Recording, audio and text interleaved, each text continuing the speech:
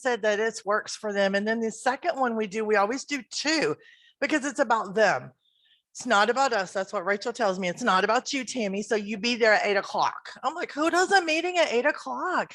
But they can't see families till 9. So they wanted to meet at 8. And it's time for them to get together and talk about like, hey, these are things that we're struggling with. Time management, burnout, talking to families with autism, and they're like, I don't know about this. And what happens is someone's conquered it and someone's struggling with it. And they start that conversation and then we're popping into chat and pushing out. And they really get to bounce ideas off, but they build relationships. So they aren't always coming to you and saying, what's the answer to this? They can call a peer in another program. Have you ever seen that? It's really building them up. So, but to encourage, there's tons of opportunities. It's a great way for you to build leaders because they can volunteer to lead. So it's a great safe place for them to volunteer to do something new that you'll benefit from in your program. So one of the things that Rachel has done is she's ordered some really cool books based on topics they said that are interesting and of need. Time management, burnout, how to deal with families, how to talk to families that have autism, all these topics that they identified, and we ordered some books. So we're going to draw, right? We're going to wheel or draw, or somehow we're going to give away some books. Okay. Well, then we can do it later. We can. So he's going to do the drawing a little later. He'll do the books. We've got 10 and we're going to give them in sets. Here's the commitment. If you take it from me, I don't care who you are, you've got to go back to your program and give the second one of your choice to an EIS to encourage them to register. So is everyone going to, I'm going to call y'all too. I'm going to be like, Yvette, where'd that book go? Yeah, I'm going to call you guys. So I will encourage you to take that. I'll have extra copies. We'll do the drawing a little bit later and just encourage your staff to get involved and think of it as your way of giving them a gift and then helping them to build themselves up. So, and then I think we even have some books that can help them learn to lead a community of practice, which Dr. Beavers, can you share what you shared with me about the book we bought? One book published by Sarah Nichols, Kathy Gillespie, Nancy Sherbrooke, anyway, others. It's called Growing Together.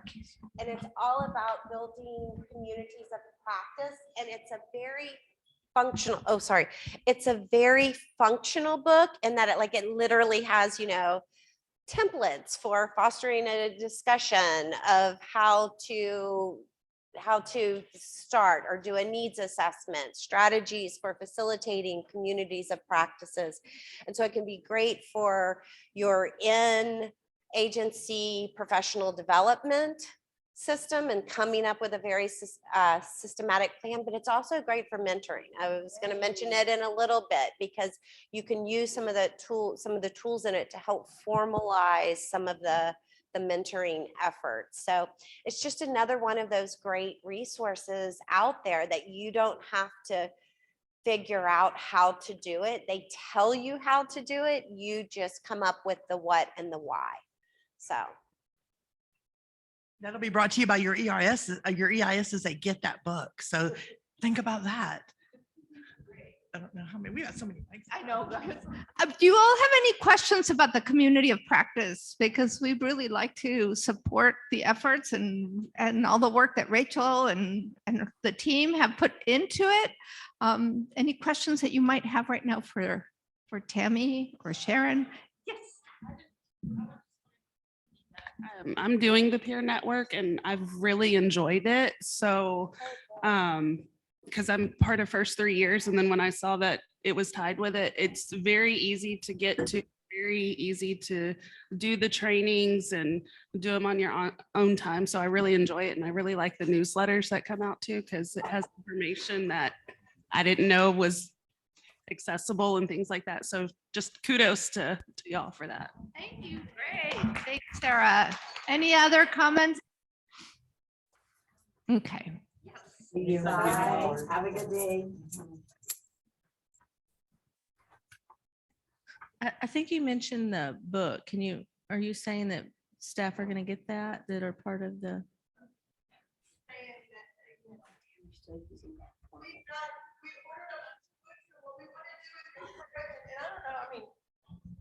I'm just a chat moderator in the peer network. I just want to say it's all Rachel, by the way. Again, but what we did is we bought these books to encourage people to sign up. And so I'm glad you mentioned first 3 years. So we also got the opportunity to buy training from first 3 years, the build up conference. And we're like, okay, we got 20 slots. And we're like, okay, Rachel, you can have them. And then she sent it out saying, hey, who in the peer network wants to go? So they get a lot of opportunities like that. But we bought the books to encourage them to sign up and to do things. So like the community practice, we need a note taker. Sometimes we need someone else to moderate the chat because I can't get up at 8 o'clock and get rolling. We need things like that. And so this is an opportunity where when they volunteer or when they sign up that they get a gift, because who doesn't want something? Right. And so they get a gift. And then these books, they're going to do book studies. So time management's a big challenge. It's a big challenge for all of us. They were talking about that. So we got some time management books. We're going to send them out to a few people who are interested. They'll do a little book study and then they'll present to their peers about what they got out of that book. And so then it'll just keep going. So it's a way that they're getting something that they can use, they can share with their peers, but they can share with your therapist, they can share with your managers, they can share with your internal teams too. Like the gift that keeps on giving. Does that answer? I shouldn't.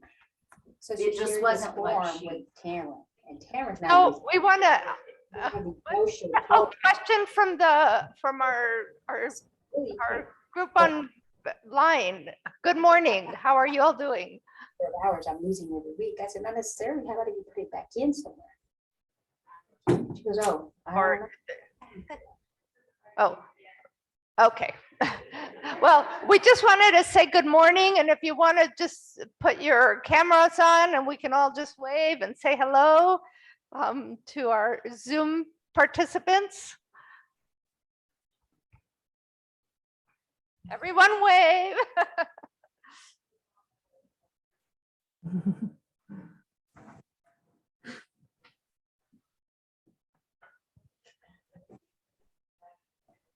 Okay, thank you.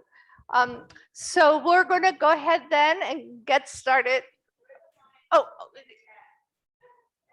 Angie, can you read it out, please? Get our morning steps in. I know. So there's a comment in the chat. It's said it provides really helpful information. I was a member before I was promoted to program manager for our program last month. The time management meeting was awesome. I learned a lot of good ideas from my peers.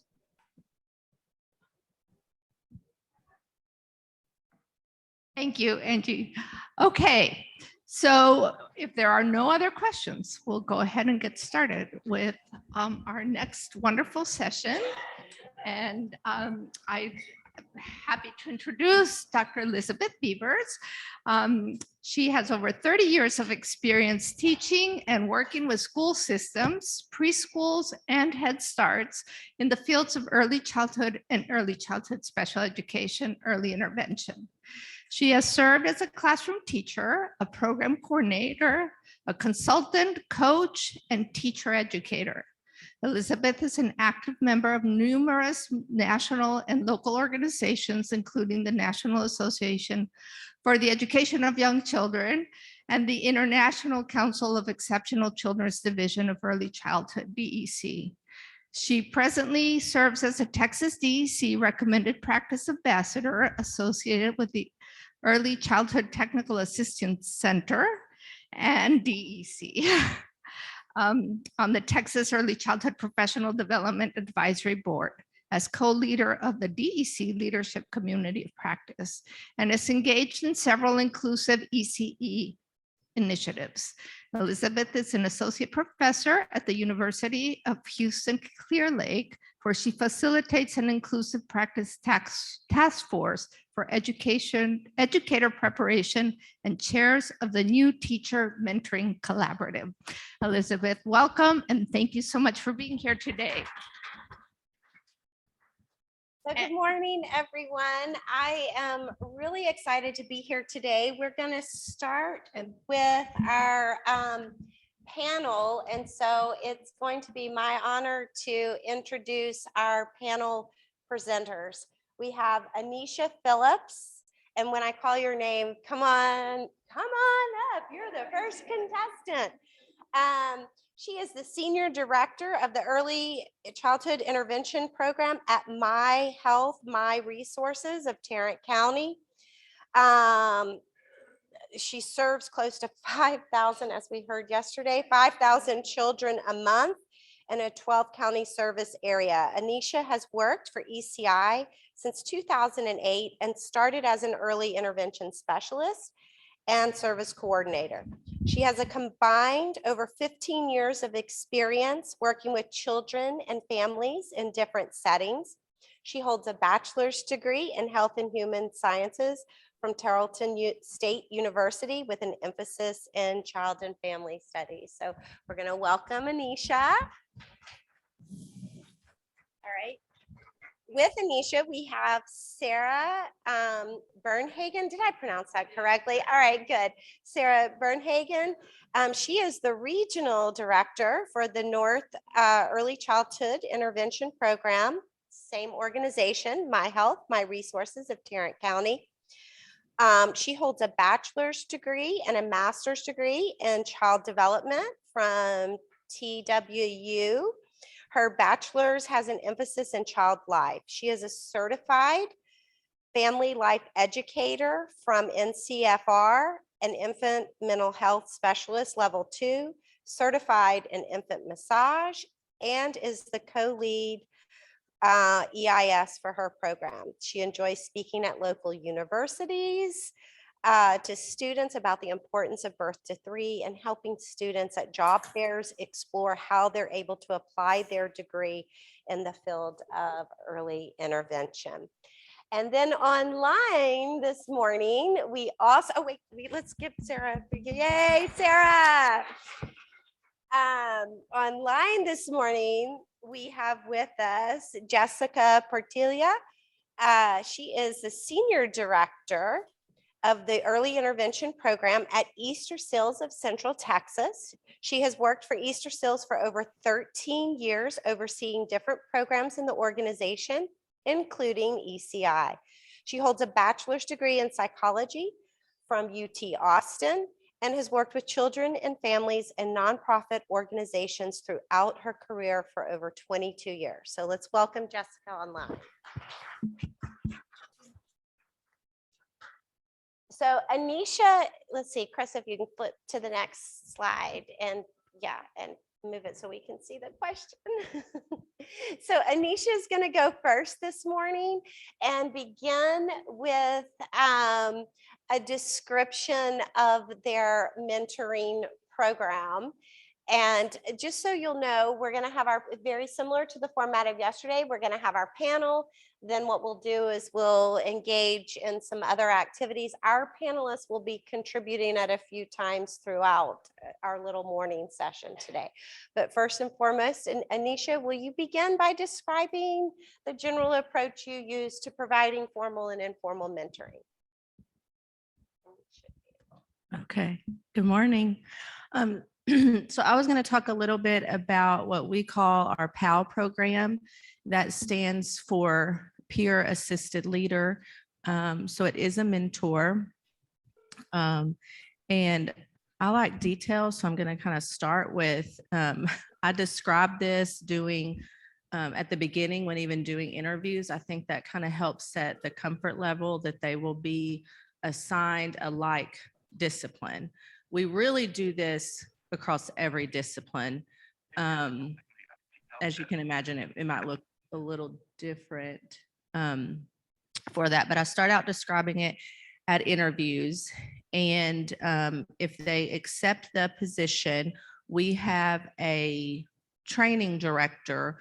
Y'all heard us talk about how large our program is. So we have a specific training director that kind of helps keep us in line. And so the Friday before they start, she sends them a very welcoming email, letting them know, their team coordinator contact information, their regional contact information, and then who their assigned PAL will be, which is that discipline that we talked about. And then with My Health, My Resources, we start new hires on Tuesdays, which is new employee orientation within the agency.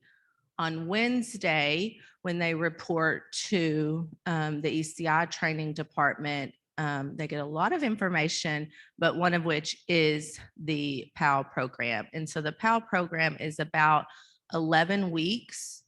And it really just says like what they're going to be doing each day, and gives them an idea of when they will start picking up children.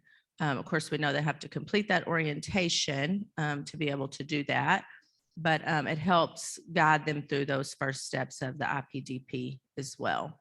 So we have, they receive a document that outlines everything that's required, and then we match up with this 11-week series. So it may say like, on Mondays, you report to our Hewlin location for in-person training. And because we serve 12 counties, so they don't, I mean, they need to know where they're going to be, right? They don't always go to our Granbury office or our Denton office or, you know, so forth. And it indicates when they're going to be meeting with their supervisor, when they're going to be doing ride-alongs with their PAL, when they're going to be observing other disciplines and so forth. Really through this process of the summit today, you know, it's had us reflecting a lot about that. And so we have come up with some other ideas that we want to try to start implementing. And so you may have questions, but I'm also a very transparent person. We have not really been doing necessarily like official surveys. We do get official, I mean, we get, I guess, informal feedback from our fellow staff and their mentors, especially if anything's confusing. Because as we all know, like just completing that IPDP alone is an accomplishment. I mean, it is an accomplishment. And so having someone who can really hold their hand to be able to do that. I don't want to go over time, but I was going to add recently as our program, we added official as titles, EIS lead positions. We had them really kind of, they would apply, but it was really more of a volunteer thing. So we actually created positions this year. We have one per division because we have 4 divisions in our program that serve about 1250 kiddos or so. And so we have specific EIS lead positions that are now gonna really be taking the bull by the horns and help, you know, be the feet on the ground, figuring this out a little bit more, giving us direct feedback, supporting. Our true goal would be to have mentors that sit with the teams because that's where their connections are. They meet weekly for team meeting, you know, so forth. As it sounds like many others have experienced, we've had turnover as well. And so we're trying to build those capacities within the team to be able to do that. And I do like some of the questions we've received this week, like how do you define tenured, you know, so we're looking at all that too. Competency, you know, we want someone who does their job very well, but, you know, is happy to do that too. Their attitude makes a big difference. So, but like I said, we do this with all of our disciplines. I would say we get a lot of really good feedback on our CFY intern program that we use as well.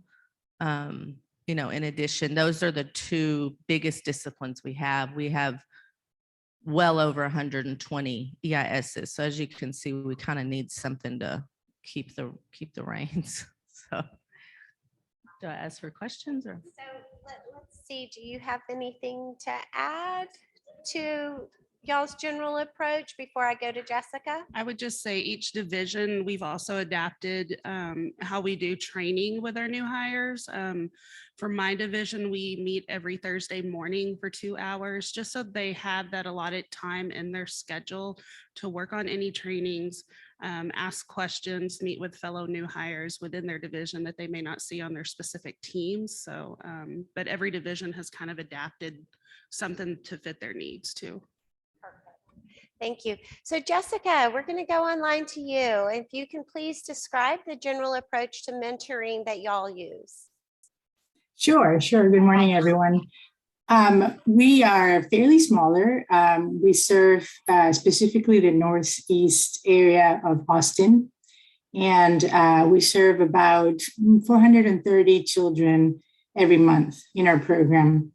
The way that we approach new hiring and retention in our program, we have a lead team within our program who help with supporting all of the disciplines that are employed in the team. We have a specific program lead for service coordinators who has service coordination experience herself. We have a lead for the early intervention specialist who also has served in the program as an EIS. And we have a lead for the therapist with the same experience who is also a therapist in the program and had started out in that with that specific focus in the program. So we divided it up into the 3 different disciplines that support the therapists in the team, the EISs in the team, and the service coordinators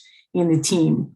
When a new provider starts out with us, they have their onboard hiring date, and then they of course go through the webinars that they have to go through to get started in the program. We've also built up a trainer team within the program, in addition to the lead team to support our providers. It was informal for a while, and we've made efforts to formalize that a lot more, especially in the past year. And so we have a lead trainer in the team. We have a trainer for the service coordinators, a trainer for the early intervention specialists, and a trainer for the therapists. That's the structure that we have built within the team.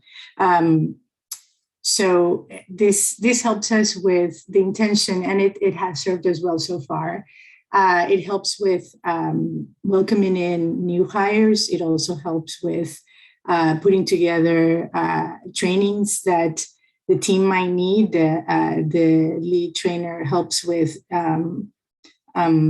identifying trends within the team so that we don't also forget about the providers that are not new, that have been with us for a long time. And sometimes we forget different things and different regulations that we've always known, but they don't come up very often. So it's very easy for us to get rusty. And so they also help with that in addition to supporting new hires. And we have in the team, it's a wonderful team, honestly, and everyone's really eager to help the rest, especially the incoming people. So we have volunteers who readily offer their time for observations, because the new hires also need to do a lot of observations to just see how the visits are like.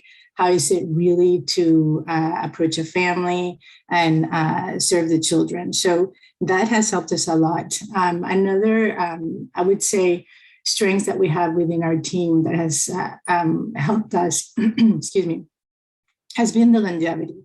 Altogether, we have a lot of years of experience in the ECI program.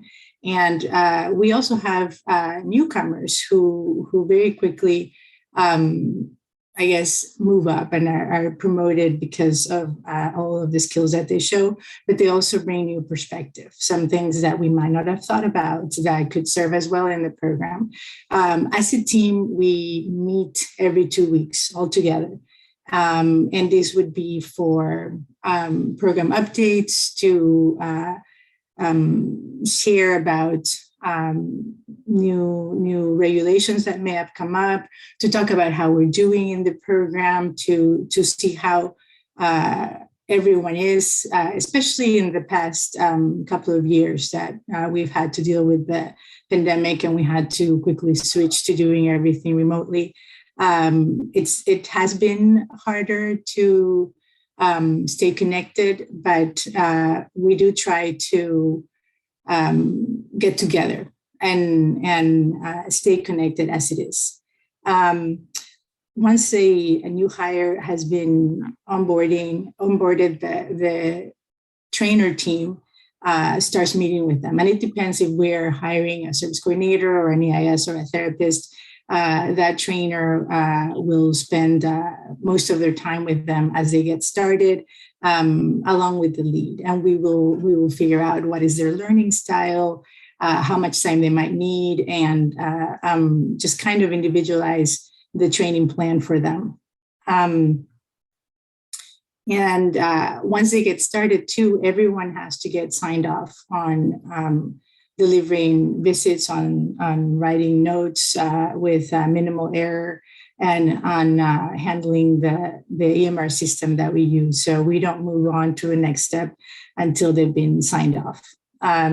This way also they feel very confident by the time they start going out into the field. We also have adopted the dual service method as everyone else, service delivery method as everyone else I'm sure has now that we're hopefully on the other side of the pandemic. We did keep the telehealth service delivery method along with the in-person. So we're able to offer families both options, and some families for some services have opted more for telehealth, while others have opted for in-person, but we're able to use both methods, and that actually has opened up a lot of room for different things, for productivity, for being able to enter the homes a lot faster and more easily. We do try to, of course, still go in person to establish better connections and communication with them. I don't want to go over my time. This is our strengths in terms of onboarding and hiring new providers and how we support our team. Awesome. Well, thank you so much for sharing that overview of the many great things that you're doing with regards to both the formal and informal mentoring that you provide. So what we're going to do now, and if you'll do the next slide, does it have the Jamboard on it? Okay. All right. We're going to embed the challenges within the presentation. I tend to mix things up. So instead of just hearing from them once, we're going to talk a little, come back, talk a little, come back. You know, we've got to have a little bit of mental activity this morning. So what I hope in the next hour that you walk away from this with is, first of all, an ability to distinguish informal and formal mentoring. We tend to use the term mentoring very broadly, and sometimes not confuse it, but use it synonymously with other things that we're doing, and not necessarily intentionally designed mentoring. So one of the objectives that I have within the next hour is that you distinguish formal and informal mentoring. We're going to engage in some reflecting of your practices. Sorry, I have to get close. I wore my contacts today and not my glasses. So anyway. We're also going to talk about some strategies. I think there's a wealth of knowledge in this room. And so we are really going to try to share some of the strategies that you're doing that addresses both strengths and challenges and obstacles associated with mentoring. The first thing that we're going to do is we're going to, the first thing that we're going to do is start with a shared definition of mentoring. So over the next hour, I'm going to ask you to please reflect, engage, discuss as we delve into mentoring. The reason I think it's important to start with a shared definition is, again, a lot of times we confuse mentoring with other efforts. We say, yeah, they went through orientation for 3 days, and so we mentored them. No, wait a minute. There's, so what I would like for you to do, that looks a little different than, okay, there we go. So what I'm going to ask you to do at your tables is, and you can use the Jamboard or just visually discuss. I don't know, how many of you are familiar with Jamboards? No, it might be a technology learning curve. All right, if it's too much, then we're not going to let the technology take away from the intentional conversation.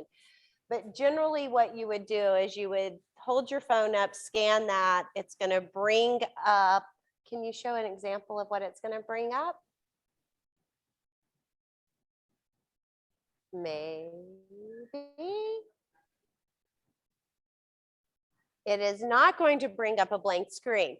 There we go. And all you do when you're on this is you just literally click on one of the sticky notes, down, yep.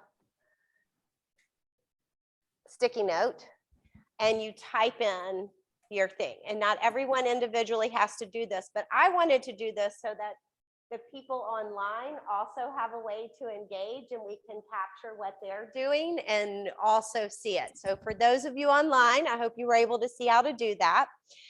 What I would like for you in the room to do is at your table, pretend that you're on the Webster or the Oxford Dictionary Committee, and you have to come up with a succinct definition of mentoring. How would you define a mentor? So I'm going to give you a few minutes to discuss, and then we're going to look at how we define a mentor. All right?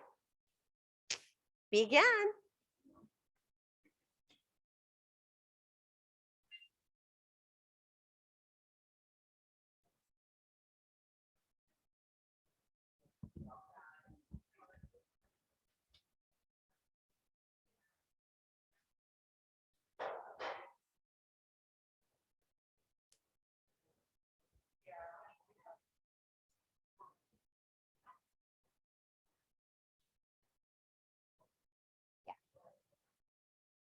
And we can leave it there until we're ready to share.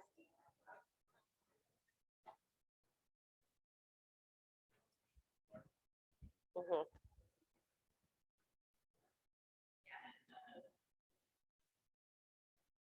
I just want to interject that if you're one of those groups that very quickly comes up with a definition, there's a second column for the critical attributes of mentoring. So if you work quickly through a definition, you can also list some critical attributes.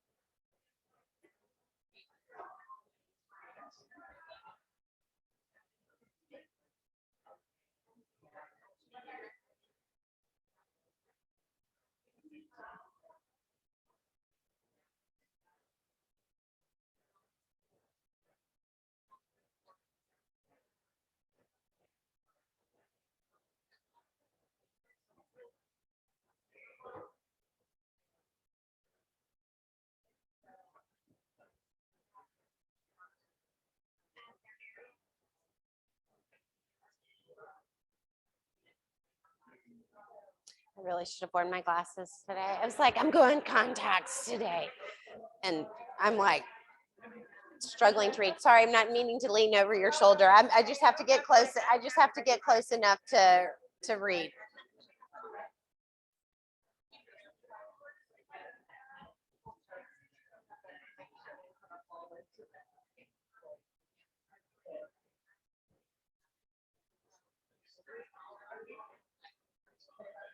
What was your definition?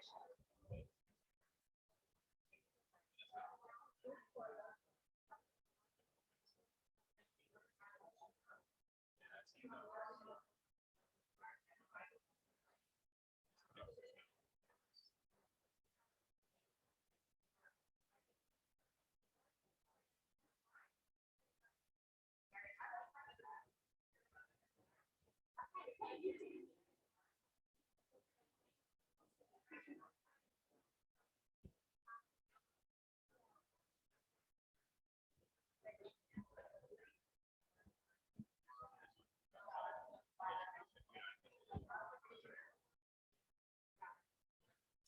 going to talk about, I hope, some of those strategies. So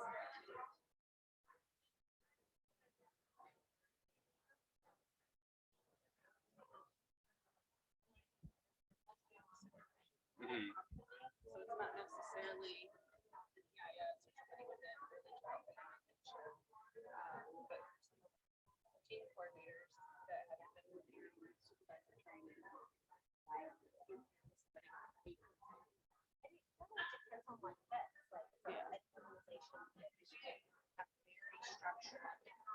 The right people, and that's just a part of their responsibilities for these other programs. Preparing mentors, identifying appropriate mentors might be, really challenging. So we're gonna see the one chart here. If not, we're gonna then go to the next slide, which is the provided definitions, but we'll first start here.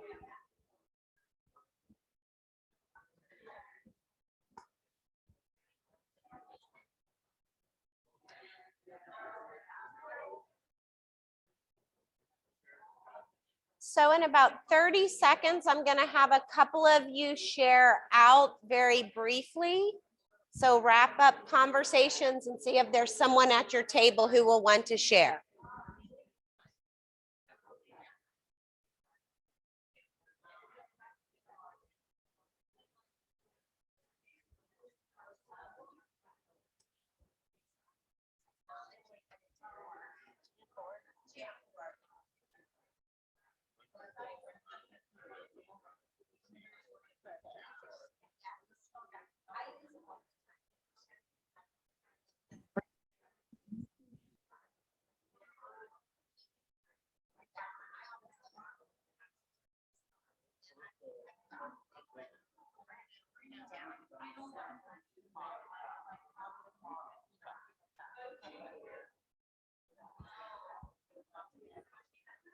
All right, so what we're going to do is I'm going to ask just about 2 or 3 individuals to try to share their succinct sentence definition of mentoring.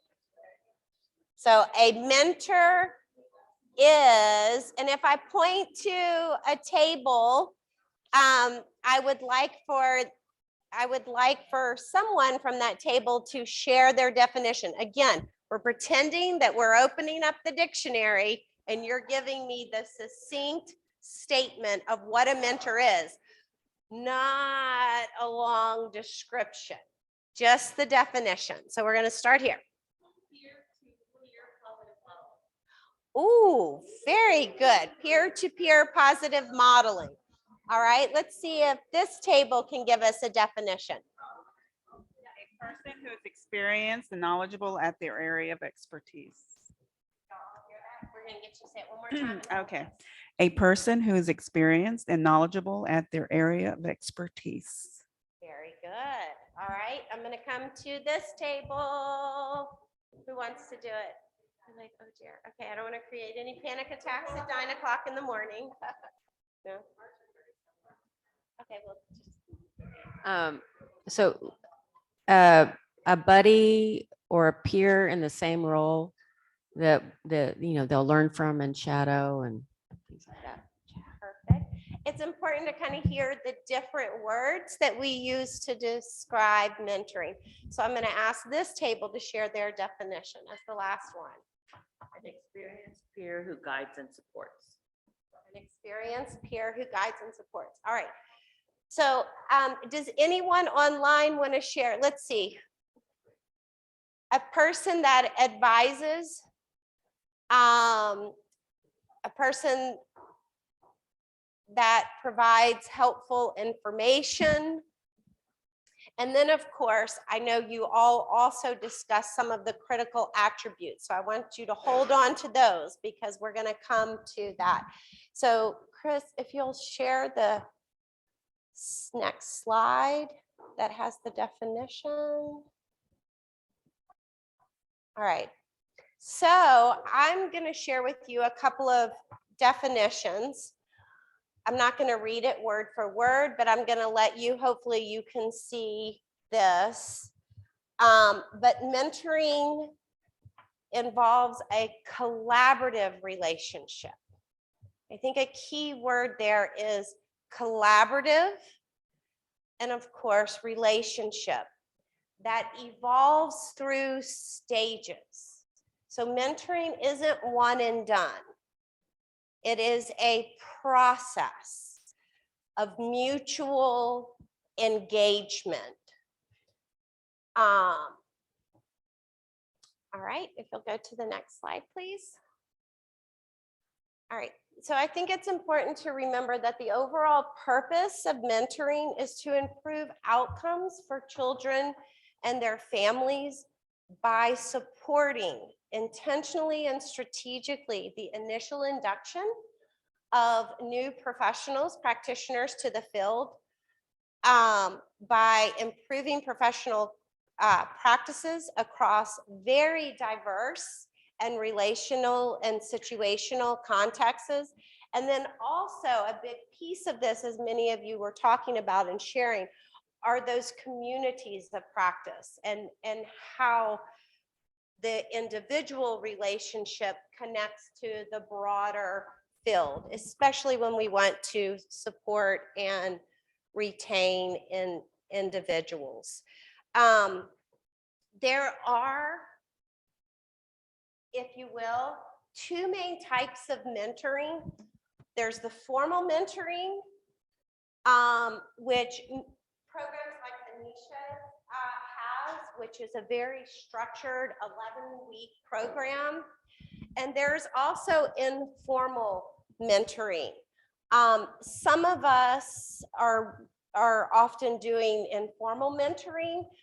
We have a very organized induction to the profession and orientation. They developed their IPD. We encourage them to attend weekly or group trainings. But really, that's a part more of the informal mentoring. It's more training than it is actually relationship building and nurturing the individualization of our staff and new people. So I ask you, if you were to classify your mentoring program based on the criteria listed here, would you consider what you do formal or informal? And just think for yourself for just a moment.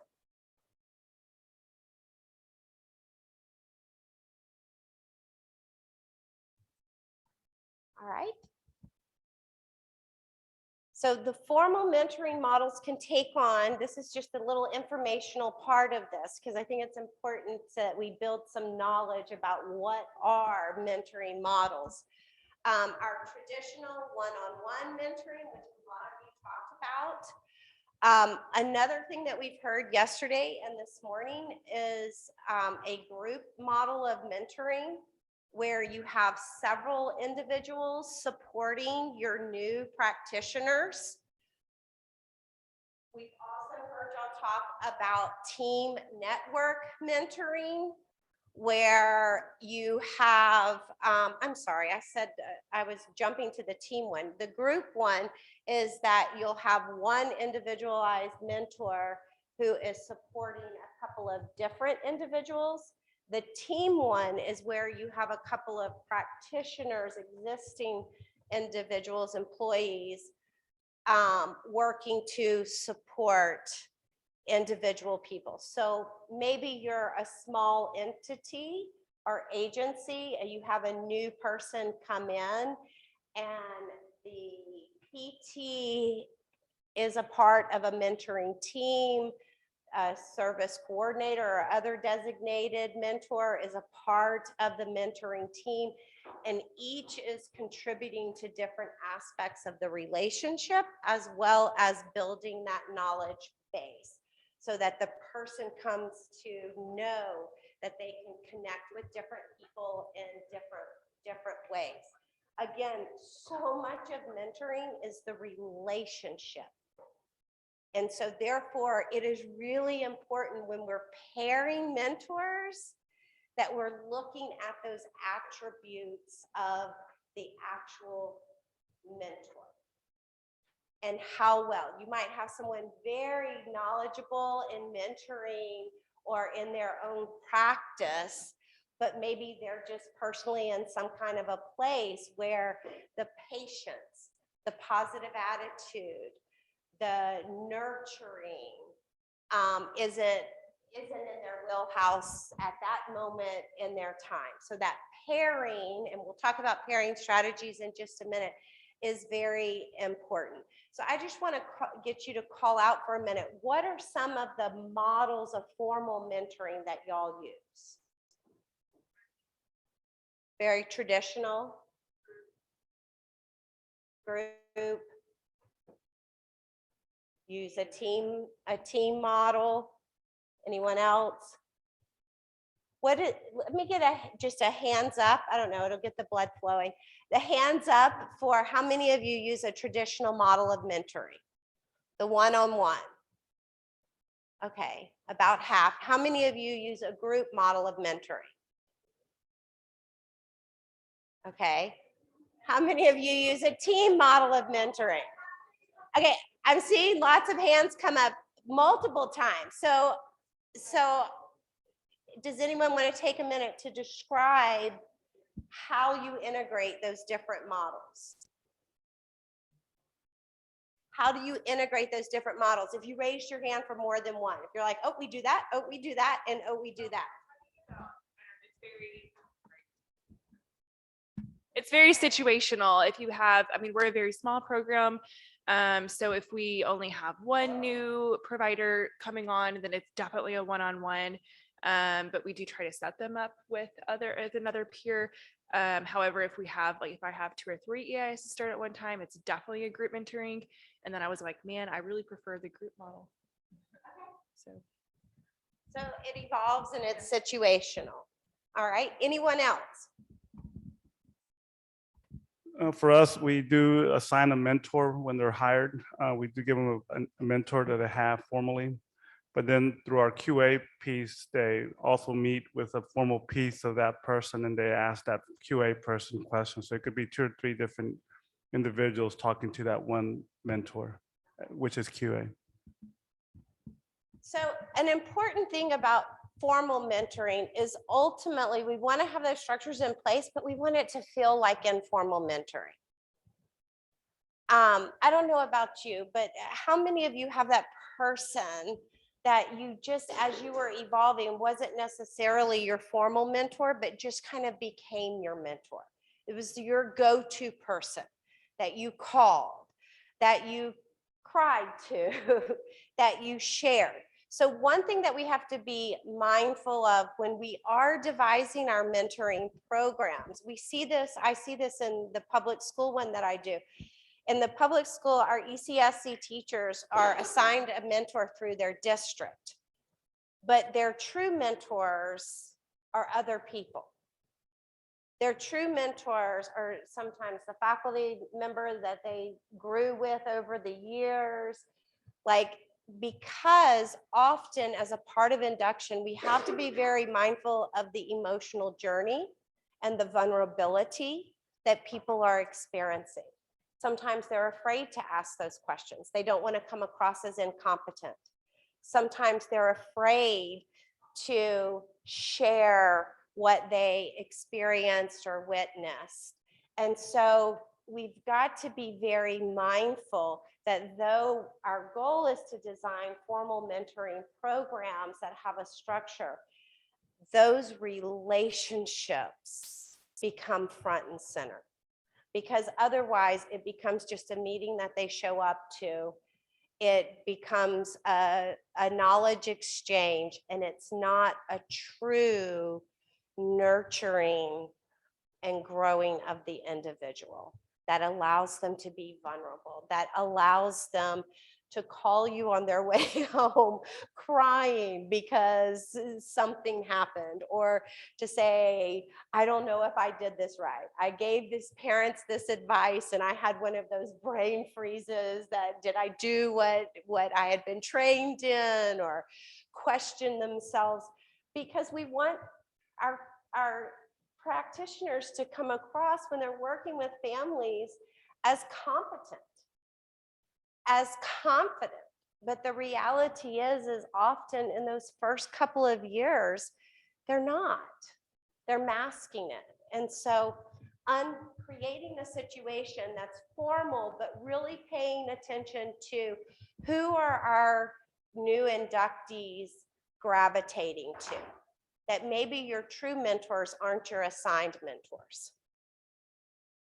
And then looking at and reflecting upon your program and saying, how can I build the leadership capacity and recognize the people who are actually doing the mentoring versus the ones who are designated the mentor?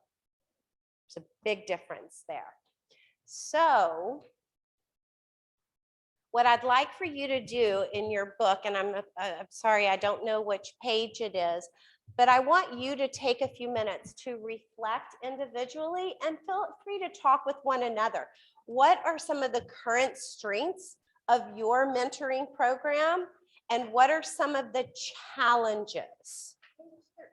Page 13.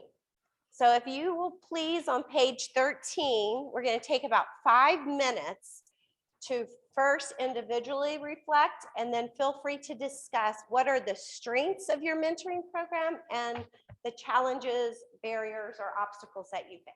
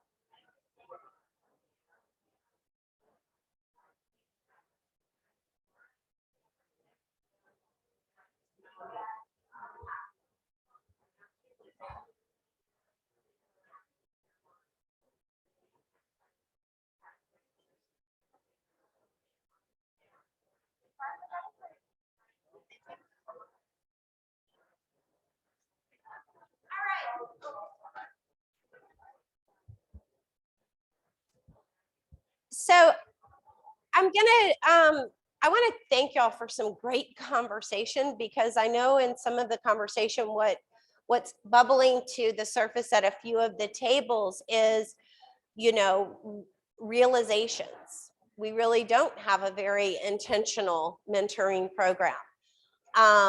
We're really doing more informal mentoring than we're actually doing formal mentoring.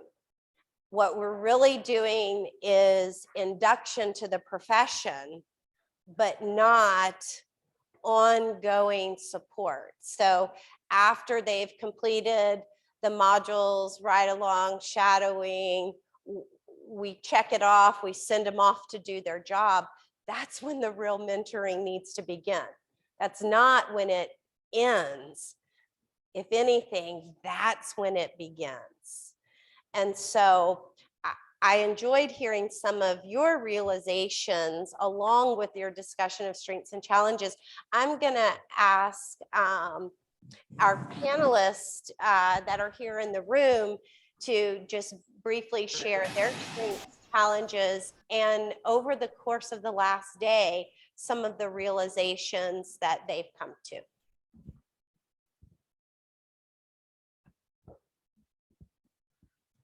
Okay. I think definitely some of our strengths, as I indicated earlier, is we do have a lot of staff to pull from, so that's helpful. I can just imagine the struggle if you have very few of a certain discipline, one or two, that would be really hard. I think our strength too is prior to the PAL and mentorship program, we had, we have great leaders within our organization. Our assistant directors, we call team coordinators. We have regional directors. So we have a lot of experience there as well. We have our lead over the training department, but we already had that established before, and she really helps keep everything consistent. She's the only person that enters into T-Kids, some of those things that you don't want to mess up, or the registry is what I mean. Just making sure that our files and stuff stay straight and clean. Also, through our organization, My Health, My Resources of Tarrant County, they have mentors that are assigned to our leaders. And so they get that experience as well. They do different book studies. I did it a long time ago, so I'm sure it looks different. So Laura, you may have to correct me, but the trainings they do, the mentorship. So just that model, I guess, is what I'll add. But of course, I think we have a lot of strengths, but challenges. When you have turnover, trying to hire people, it's really hard if they are mentoring more than one person, because they all have caseloads as well. Really, every single discipline in our organization continues to see children. We know how important that is, and it really helps us remember why we do what we do. So the challenges of sometimes assigning who that mentor will be. So sometimes we have to be very strategic. We try for it not to be the supervisor. That is our goal. But in emergency situations, we do that. Fortunately and unfortunately, we're fortunate to have our team coordinators. Sometimes they have to carry larger caseloads, just like you all experience as well. I'm sure we have other challenges over this week, really even before this week, just some of the reflective questions. I think we do need to have more of official feedback survey loop. We need to do better about documenting some of those things, looking back at trends, I mean, our HR department looks, so we have turnover data and those kind of things, looking within the teams. Some of it's very, obvious because we keep up with our organizational structure. I mean, I live by this book I have because otherwise I couldn't keep up with everybody. Trying to think. I mean, just the managing of, I'm sure you all relate to this, kids to see, but the importance of training, the time and group mentors, the individual, the IPDP, the supervision, the reflective supervision. We do a lot related to coaching, so there's a big balance. So we just have to continue to monitor that, keep up with that, and Okay, thank you. Thank you for sharing that. So a couple of points to make is that we do need to distinguish mentoring from induction, from training, from coaching. And really, if you will, for some of us, do a mind shift and think about mentoring as your larger umbrella. And then how does coaching fit into that? How does training fit into that? So instead of mentoring always being, they're gonna train, they're gonna do this, they're gonna do that, and then we're going to mentor them, try to look at the picture in terms of a large umbrella and envision mentoring as your umbrella and other elements as all of the points.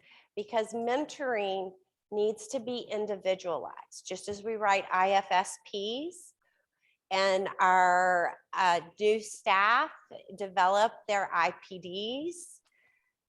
We need to be taking that information and individualizing mentoring to fit them. And it starts with our overall program and how the pieces are in fact not siloed, but very integrated so that we streamline our resources. We streamline our efforts to connect. And so it's important to note that mentoring begins with your mentors and knowing and identifying the fitness, if you will, not fitness, but the fitness of the personalities, the knowledge, the skills, the leadership capacity of individuals to be mentors. Who are those? And so when you're looking at your current mentoring practices, I encourage you to start with looking at who's mentoring and who you think are the mentors. Because again, I want to emphasize, it was mentioned yesterday, leaders, just like mentors, aren't necessarily the role. Anyone can be a leader in your organization. Anyone can be a mentor in your organization. Some of your strongest people might be people who they themselves are very new to what is going on, but they've really got that initiative and that go get ya and that connectedness to those who are being inducted into the thing. So there's a few resources for really looking at your mentors. In terms of individuals' abilities to communicate effectively, to articulate the shared vision, to support the positive but the realistic. You know, I heard several people talk about how important it is for a mentor to be positive. Yes, it is important, but they also need to be able to be grounded to say, I hear you. Going back to the empathy interviews, tell me more about what you're feeling. Tell me more about how that impacted your thinking or your decision making. So we've got to make sure we have the right mentors. And so a couple of resources that are available, I put them in here. One of them is from Eci. It is a leadership practices checklist. This can be used for other roles too, but it's very applicable You have a packet on your desk on your table. This resource can be very good in having people self-reflect if they're interested in mentoring, pinpoint what their strengths are, because you're going to need different mentors for different new people. And it's very important when we can to align who is doing the mentoring. Another resource that I provided in this packet is from the National Service Coordination Training Work Group. It is a self-assessment for knowledge and skills of service coordinators. When we're talking about mentoring and retention, it's not just our new employees, our new practitioners. It's mentoring. What are you doing to mentor service coordinators? What are you doing to mentor leads? What are you doing to mentor new directors or assistant directors? There are layers that you have to consider that's going to contribute to the effectiveness. So that's one resource for self-reflection to have individuals. Another resources that I provided is from ECTA, and it aligns with the DEC recommended practices on leadership, specifically on motivation and guidance. And so I share those tools with you just as a few examples of resources, so that once you identify your mentors and who are the best fit, you can then look at now how are we matching those with our staff. So in connecting your strengths with others, we want to be intentional with our new people to the profession or our service coordinators. We want to connect what we're doing to some kind of standard. So when they're developing those IPDs, when we're having conversations to pinpoint what are the areas that are going to build the confidence and competence of our new people, we want to reference standards that exist. So the cross-disciplinary standards were developed with ASHA, OT, PT, national associations, NAUIC, DEC, and they align those and 0 to 3, those early learning standards. So you might have a new PT coming in that has a phenomenal history of clinical medical experience, but family systems, perspectives, early intervention is a whole new thing. And so being able to help align some of what you're focused on with standards is important. And I'll explain why in a minute. We also have our EIECSE standards from DEC. And then of course the 0 to 3 competencies. The reason those standards are important is that ultimately our mentoring programs have to be measurable.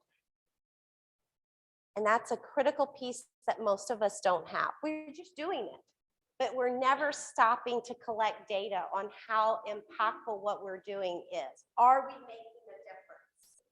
Are we accomplishing with our mentoring what we want?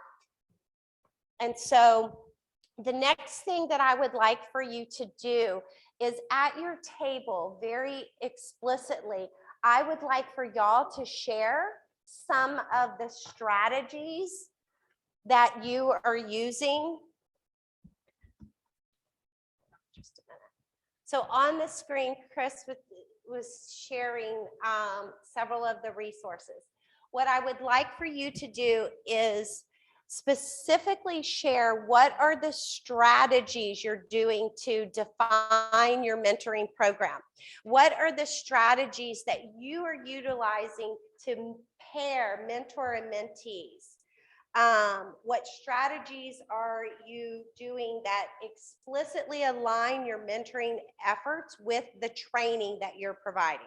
What's the follow-up coaching? What's the carry through? And then last, what are the strategies you're using to monitor the effectiveness of what you're doing? How do you know you're getting the impact that you need from all of these things that you're trying to do? So at your table, we won't use the Jamboard, but let me say, in the room, we won't use the Jamboard. For those of you online, I'm going to encourage you to share your strategies on the second page of the Jamboard. So if you will, online and in the room, take a few minutes to share, because some of you are doing phenomenal things. And so I encourage you to share those resources for those categories bulleted above at your table.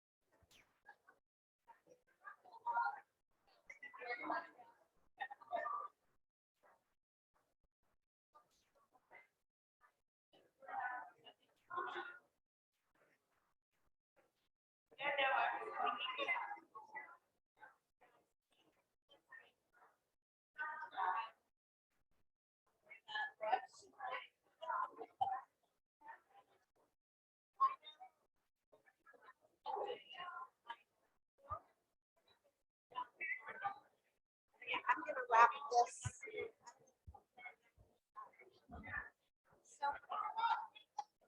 Yeah, so I'm gonna get y'all to keep it short so that we can get to wrapping, debriefing and wrapping it up. So just share a couple. Okay. Okay, perfect. Thank you. So will you put it on the next slide? All right, so the time is slipping away.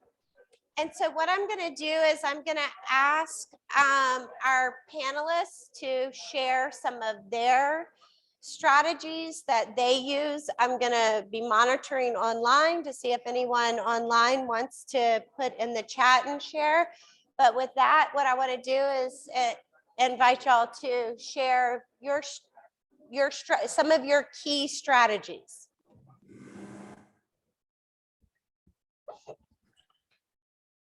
So some of our, I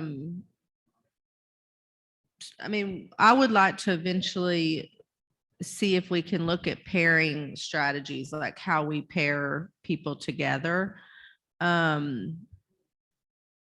Just hearing Miss Weaver's talk, I think we definitely need to look at the differences between mentoring, training, and coaching. So we will definitely be looking into that a lot more, and we will look at how we measure effectiveness.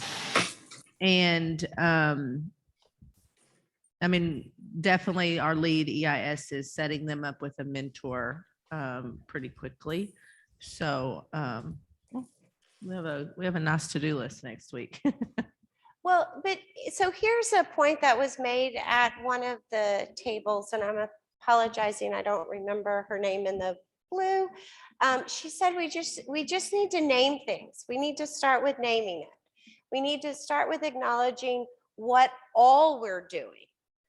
And either revising based on reflection or building from there.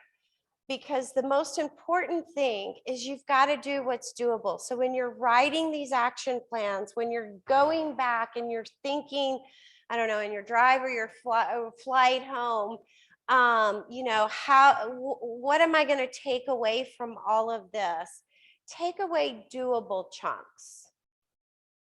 Think about what's something I can do in the next week or the next month, not the pie in the sky long-term aspiration. It's good to have that in sight, but think about what is doable. I can start by focusing on how we're mentoring. I can start by collecting a needs assessment or data from people who have joined us in the last year or two and ask them what worked and what didn't work. Maybe a component that I'm doing that I personally have the greatest pride in really isn't impactful. They're showing up, they're doing, I'm all excited about it. I give them lunch, I give them books, and they're like, oh, that's not helping me.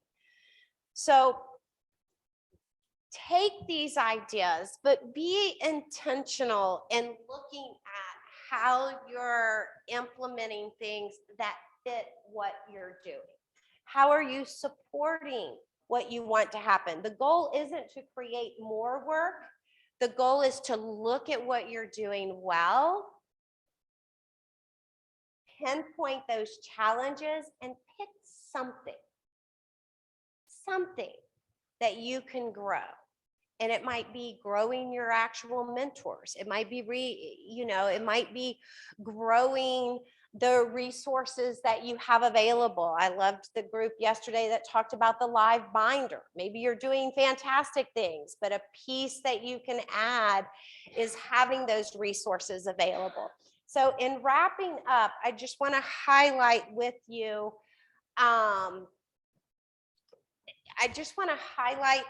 in this packet, I provided a couple of resources. One of them is from a new book, Tammy. One of them is a new book from Dana Childers. It's called Pause and Reflect. I think everything we do in mentoring has to be grounded in our principles of adult learning.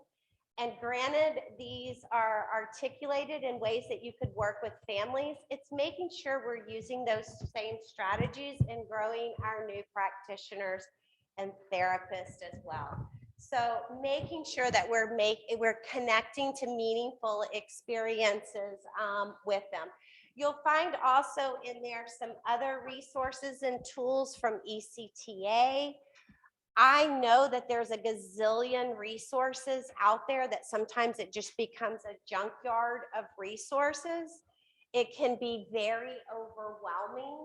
Sometimes we collect so many things that then, and we never then go to it because it's overload. Our new employees, our new service coordinators, they shut down. They click on the page and go, I don't even know where to begin, right? So even in our mentoring, think about how are we scaffolding and chunking what we're giving to people so that we don't give them everything, including the kitchen sink, and say, hey, go do. So many little details for growth, but know what you're doing is impactful. And if we're going to retain and keep people, it all comes back to the relationships. And so building and providing supports and services that do those. So if you're interested in talking more about mentoring, or you want to focus on it on your action plan, I'll hope to see you in a little while. The main purpose of today's session was really to get you to distinguish those informal and formal mentoring, to reflect upon your own current strengths and challenges, identify the phenomenal strategies you're doing, and also learn from others. So I hope we've planted seeds about mentoring in your brain. And if you want to talk more, we'll talk more in the individual planning sessions. So I also want to thank our panelists for sharing their stories, both online and with us today. So thank y'all very much.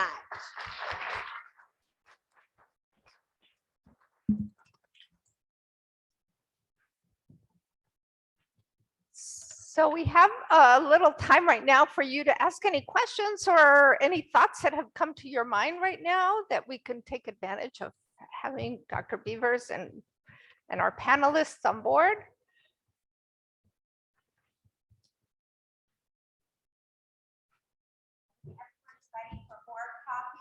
Yeah. My question is about the PAL program, just to follow up. You said it's 11 weeks with a daily schedule. So I'm curious, what's the expectation for a new EIS to start taking cases? At what point does that happen?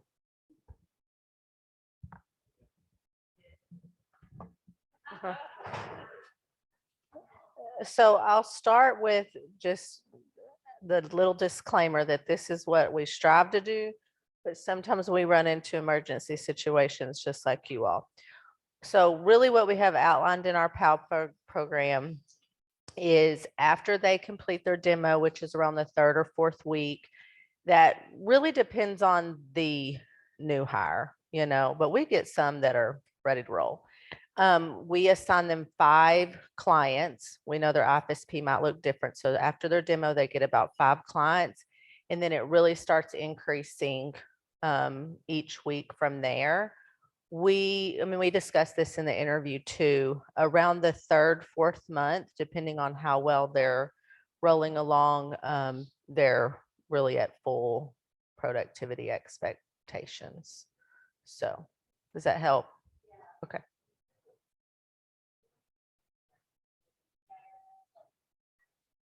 Our training director, she's a speech therapist and an EIS. She's dually credentialed, and I believe has, don't quote me, 20-something years in early intervention. So very well versed. Yes. So Anisha, what do you do to, what do you do to support as a part of your mentoring those people as they're scaffolding and slowly assuming more responsibility? The new hires or our training director? Your new hires.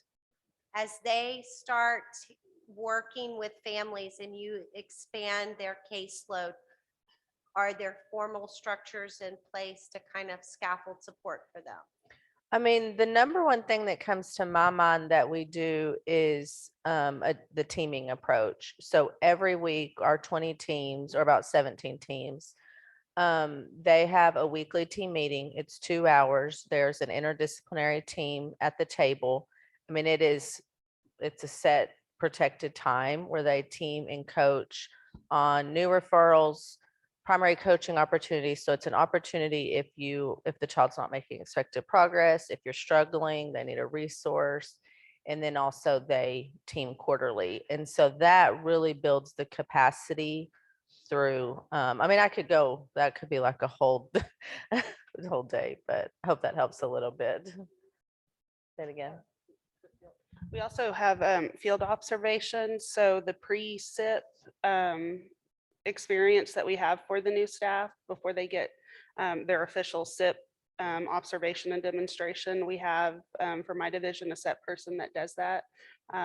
She's in charge of everybody in the division on the schedule and things like that. So she goes on those pre-SIPs with the new hire within that coaching model for each area to see how they're doing, where they need the support at, things like that. And she meets with the new hire and their team coordinator to review how that visit went.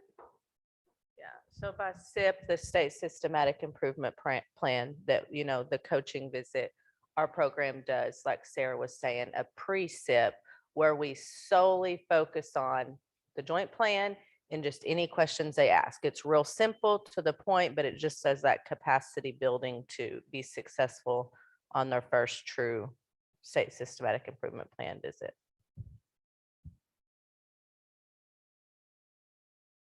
Any other questions that you have? Those of you who automatically assign mentors, do any of those mentors have the expectation that they will be compensated or paid more because of that?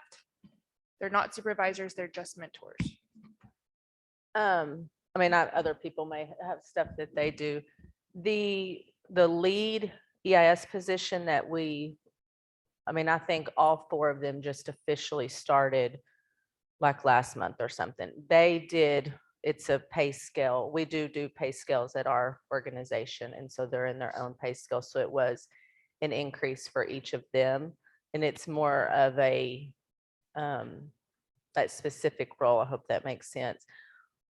Through this, we are hoping to give them a little bit more money. What we've been doing is adjusting their productivity expectations. So if, let's say, Molly's a full-time speech therapist and she takes a CFY, then we look at her productivity as a 0.9 FTE instead of 1.0.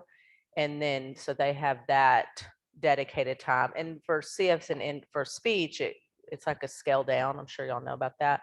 But so it really depends. But that's what we ask our staff, and that's what they want, is work time to do what they are asked. Like I think I said earlier in the week, I don't think they're going to say no to more money. I mean, we want to do that and we plan to start that.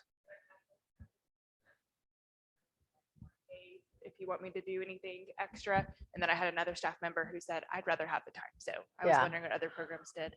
We had a big discussion of that because we have lead providers across our whole organization. So we have a lead PT, lead OT, lead speech, EIS, dietitian, and mental health consultant. And I really think it kind of goes down to like similar to your love language, if y'all know about that. I mean, so it's different. Like for me, like just tell me I'm doing a good job and that's enough. But for someone else, and that's to know, I mean, that's not a bad thing or, but so I think research supports that it's usually not all about money, but people aren't going to say no to those things. So.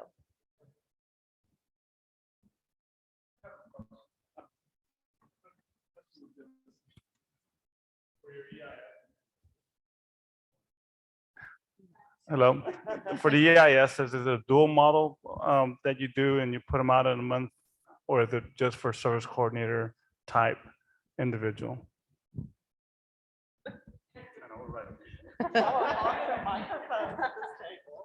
So the first month, they're strictly focused on, well, all of our providers are dually rolled. All of them do service coordination regardless of their disciplines. I should add that first. But we focus on the service delivery SSTO, the first month. And then once they pick up those 5 cases, they're just focused on that. And then they start learning service coordination.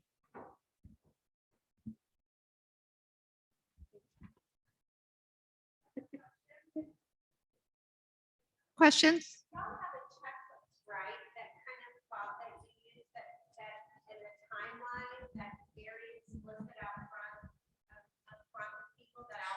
Yeah, when our training director sends the new hire information, we have an onboarding checklist, and it's broken into what's due within the first 2 weeks, 30 days, and then like the rest of your training. But then we have specific timeframes like listed out, like your CPRs due Thursday on 3/1 or whatever. So we have it specifically listed out with dates and timeframes. That way, both the new hire and the supervisors know what to expect and when. And we do print out an email form. They get a new hire binder that has everything printed for them, depending on if it's an EIS or a therapist. EISs, of course, have the 2 IPs, but we pretty much just lay everything out. So it's one less stressor that a new hire has to keep up with.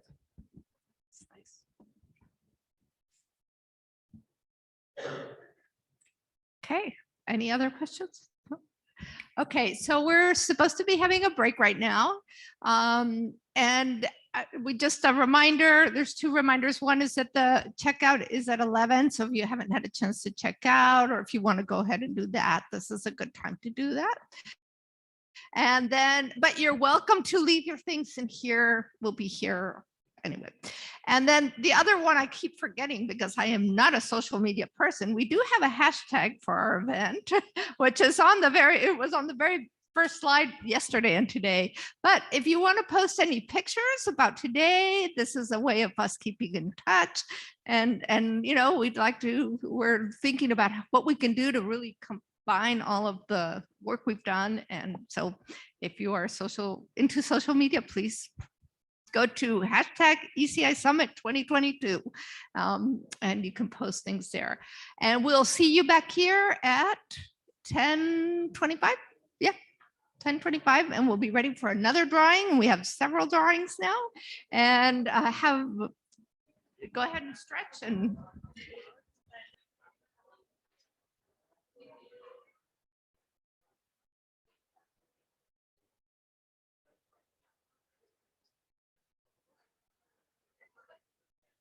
And for the rest of the time that we have, for about 15 minutes, we want you to meet with your team or reflect individually for about 15 minutes to review your notes, everything you've gone over for the last day and a half. And what we want you to do is to select 2 topics and 2 strategies within those topics that you're going to focus on for the upcoming year. You might focus on a ton of things, right?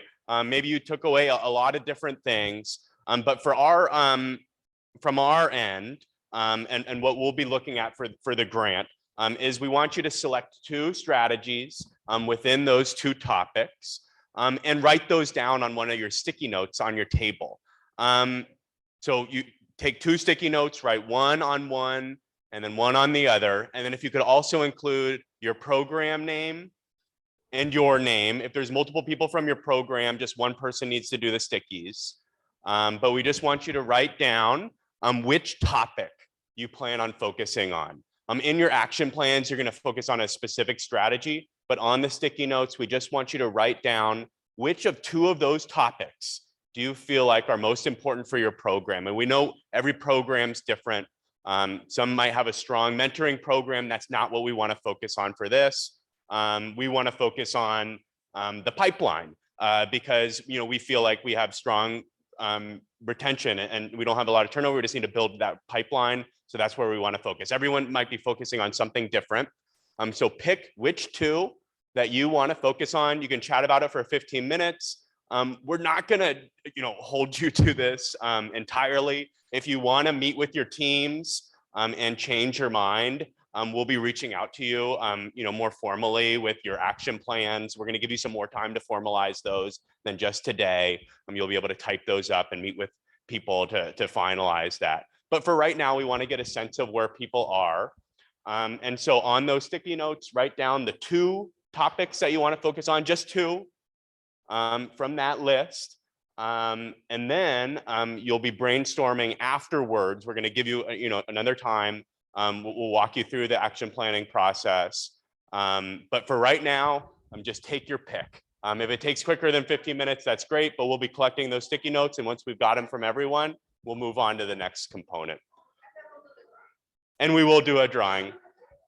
I might update the list because we've got a select strong few here. And we'll make sure that we give it to people that are in the room. Beverly, you need a mic.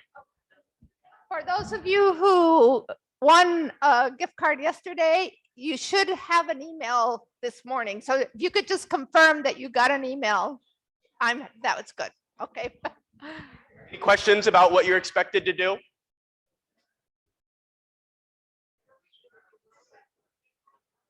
One for each program. And if you're leaving, we have a certificate to take with you. Sorry.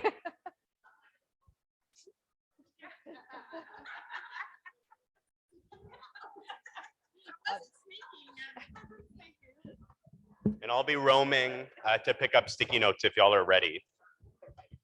But you have 15 minutes, maybe 10 minutes.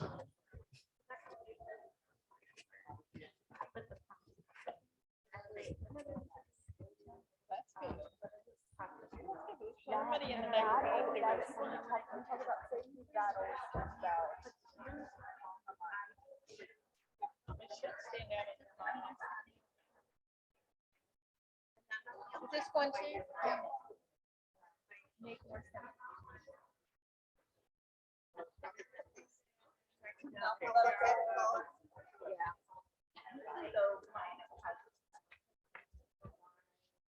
I got 2 sticky notes, perfectly followed their directions. We got the name, the program, and the 2 strategies. I love it.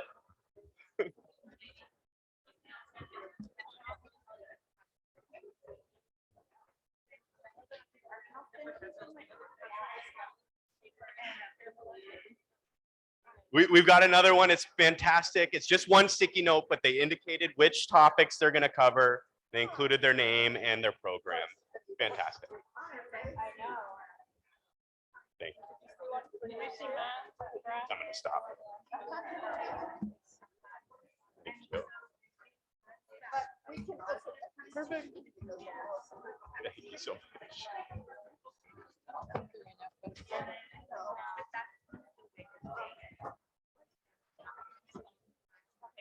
Yeah. This is importance in this.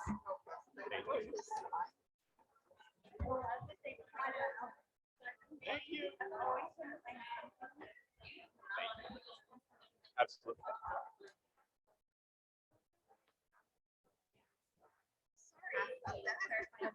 That's going to be. Thank you. Thank you. Wonderful. Thank you. I wanted to give people some general advice. You'll be able to work on developing this action plan.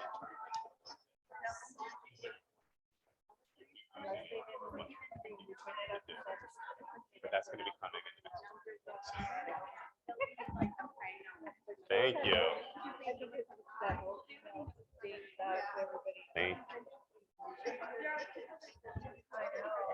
In the next few weeks.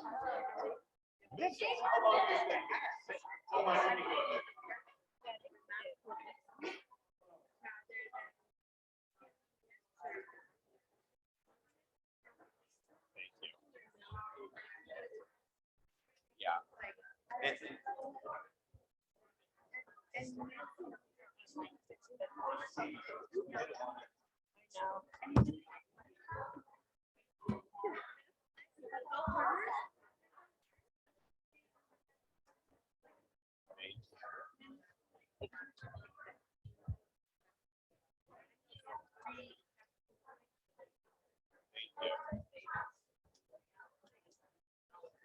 All right, I've got a pretty good stack. Are there any others? Thank you.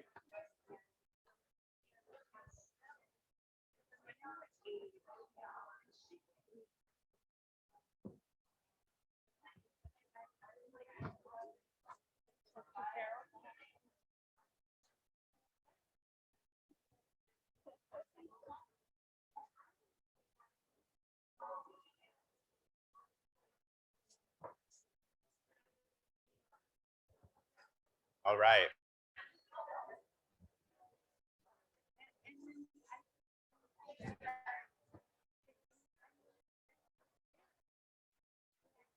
All right, so the last 2 pages of your packet are this official, semi-official action planning document. This is something that you're gonna write on. It can still be bullet points. It can still be brainstorm. We're gonna send you a PDF version of this that you'll be able to take to your program and fill out and send to us. But for right now, we wanna give you a chance to really be doing that action planning. And here's an example of that. So I'll walk you just really quickly through this. I think it's pretty self-explanatory by now, but just quickly, and this is those last 2 pages, they're horizontal. You're gonna pick 2 strategies. So you can see how this strategy is written. It kind of merges the topic, right, with the specific strategy that you're gonna be working on. So I wrote it as empathy interviews in order to, topic 1, address a positive program culture. So you just need to write the strategy. What's the specific area? And if you're not quite there yet, you've got a couple different ideas. Again, that's totally fine. You can use this to brainstorm. You can finalize your ideas afterwards. The first step is to think about current data that you have on this topic and what is really driving you to picking this idea. We want all of these ideas to be rooted in evidence that eventually we can monitor later. So again, think back, and we're going to send you all the slides to this from the session where we talked about ECPC at the very beginning, the ECPC quality indicators for retention. They give some advice, right, on monitoring annually, being specific about who you're targeting. And I tried to follow that within this. So again, this one is just an example, but for example, if your program, you have data on, in particular, there's high SLP turnover. Maybe that's the challenge that you want to target. Maybe there's low SLP productivity. Again, that's data. You can pull in the data and the specific data on this. This is just a kind of a high level sample, but you'd be incorporating specific data into that. Maybe you have some low scores from SLPs on the climate and culture survey. Maybe you don't have that yet, but that's something that you'll be doing if that's something that you want to do to gather that data before you implement this strategy. Maybe you have some statements from SLPs and annual evaluations or whatever you guys do on negative interactions and a lack of collaboration during SLP meetings. Maybe you just have anecdotal data, but you're collecting that and you're really justifying why I'm going to do this specific strategy to target SLPs for this area. Again, just all kind of hypothetical, big level. The next step is to think about the timeline of activities. So maybe you don't have some of this baseline data collected. That might be your first step, right? Is identifying that climate and culture survey, compiling a team to address this, and then compiling that current data, right? Pulling, again, those sources of things that you're going to monitor over time in order to analyze the effectiveness of the strategy. You might start scheduling training dates for the people that are going to be on your team. You might start scheduling some times to meet with Cheryl to go over this and how to do it further. You might use some of the funds to identify surveys or identify some trainings or purchase some materials there. And then you might meet with the consultant to provide empathy interview training or consulting on, one-on-one, how can I implement this in my program? And then the team might start implementing the empathy interviews. I just made some of this stuff up. You're gonna meet with Cheryl. I just said monthly or quarterly, weekly. I don't really know what it is. But you'll schedule the time frame of when you're gonna do it, which ones you're gonna do it with, how you're gonna schedule that all out. Then the team might be responsible for monitoring the effectiveness, looking into some of that data and analyzing the data. Is it working? How can we adjust? How can we do it better this second round that we do it? And then the team might start reviewing the data quarterly and you're making updates as needed, but you're starting to schedule that out and map that out over the course of the next year. We're just thinking about a 1-year timeline for this strategies.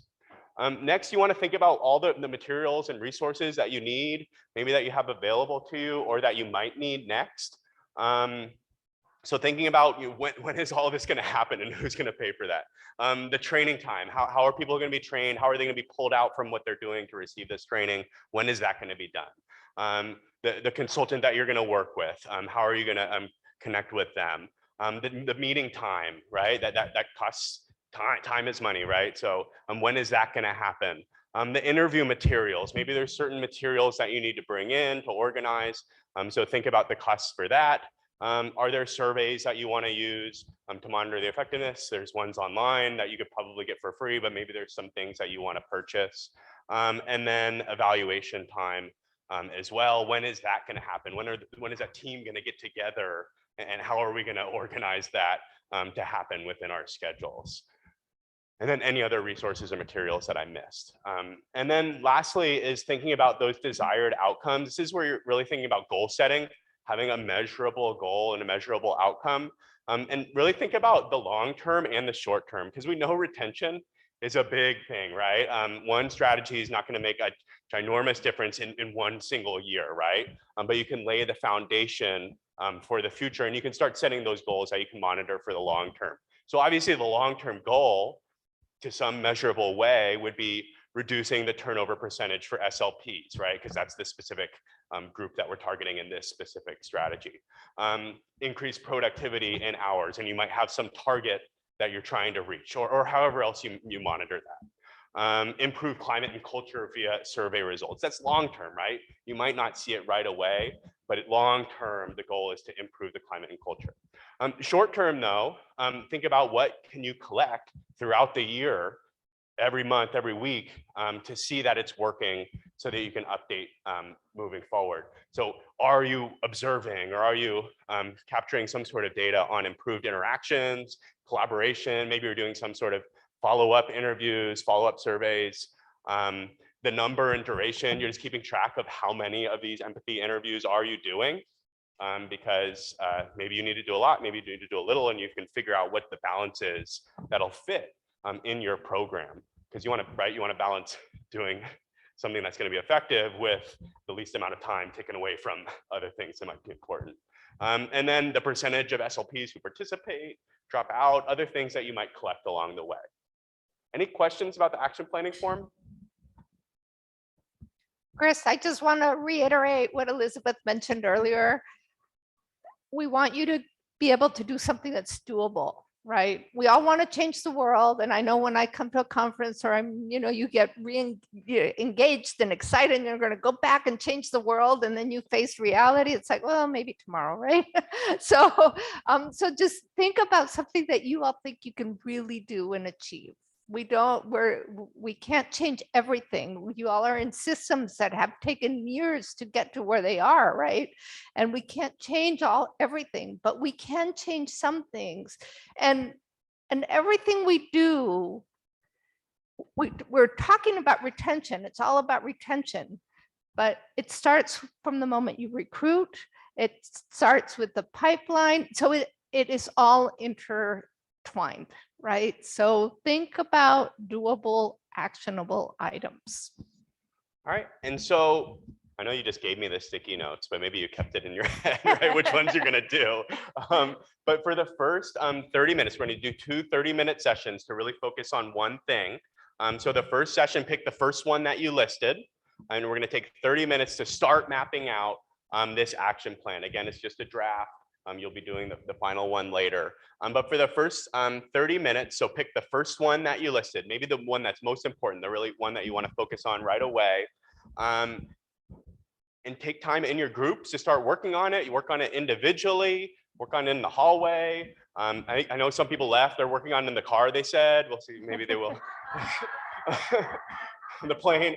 But if you're here, we have our supportive consultants here as well to guide you through, maybe some of those action steps or resources that they know about, that they listed in their presentations, or maybe other things that they think of, but they're your resources during this time. So if you want to talk to Cheryl about supporting a positive program environment and working out that action plan for that one, she will be located in the front at this panel area.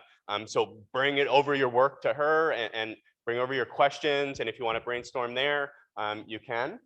If you want to think about building a positive or a personnel pipeline, Beverly Calvo will be supporting folks in their action plan there. She's going to be located at stage left. I don't know, stage left. I've never used that, but it's over here on that side. You're right, or you're on circles, so who knows what direction it is. But it's going to be over there, Beverly Calvo, by the snacks, by the coffee. And she can answer your questions and help you with action planning for building a personnel pipeline. Mary Beth Bruder is on Zoom. That's going to cover for both 3 and 4. Okay. So Elizabeth will be in the back if you have any questions at all about enhancing training and development, and then providing formal and informal mentoring. That table in the back is where you can go to get your questions answered and to help walk through that. And we'll be walking around as well and supporting. But first things first, just pick one thing to focus on for these 30 minutes. But the time is yours to build out that action plan and think about what your next steps are going to be for doing that strategy. Any questions? Prizes? Brian? Yep, we'll do prizes at the end, right? At the end? Oh, okay. We'll do them all at the end. Okay. Great. All right. Good luck.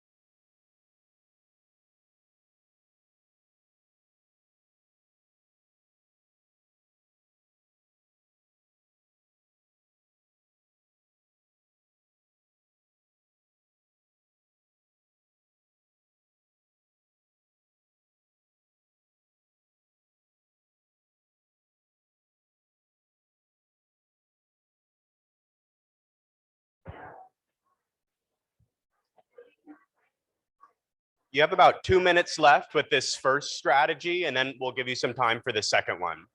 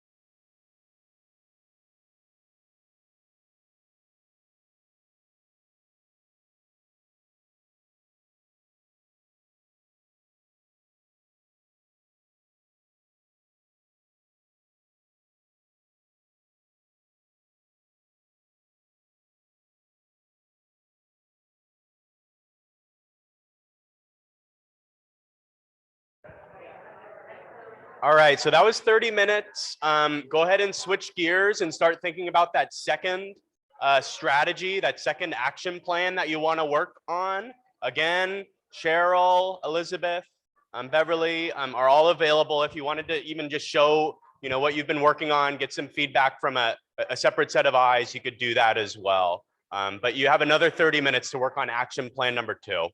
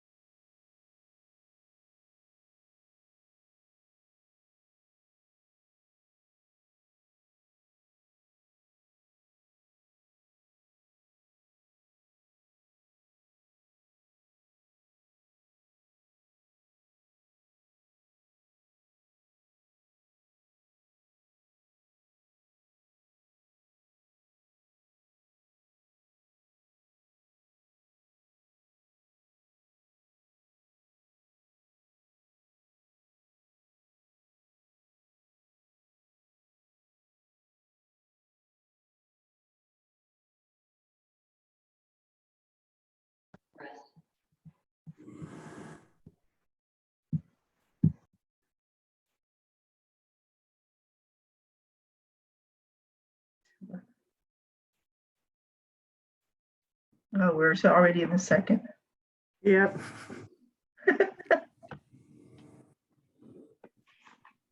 Are we still in the room?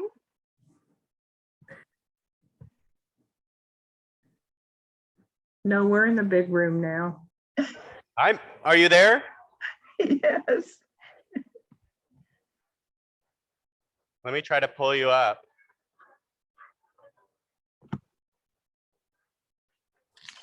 Do you have a question or a comment to make? We just weren't sure if we were going to be in the same room for both items or for both. Switch into a break room. Is that what you're asking? Well, we were in a break room, but we figured we've already finished with the first strategy, right? Were we supposed to stay together for the second strategy too? I'm so sorry, Marlene. I'm having difficulty hearing you with the noise from the room. Could you post your question in the chat? And Will do. Angie will go ahead and assist you with the breakout room or the expectations or what's next. Okay, will do. So sorry.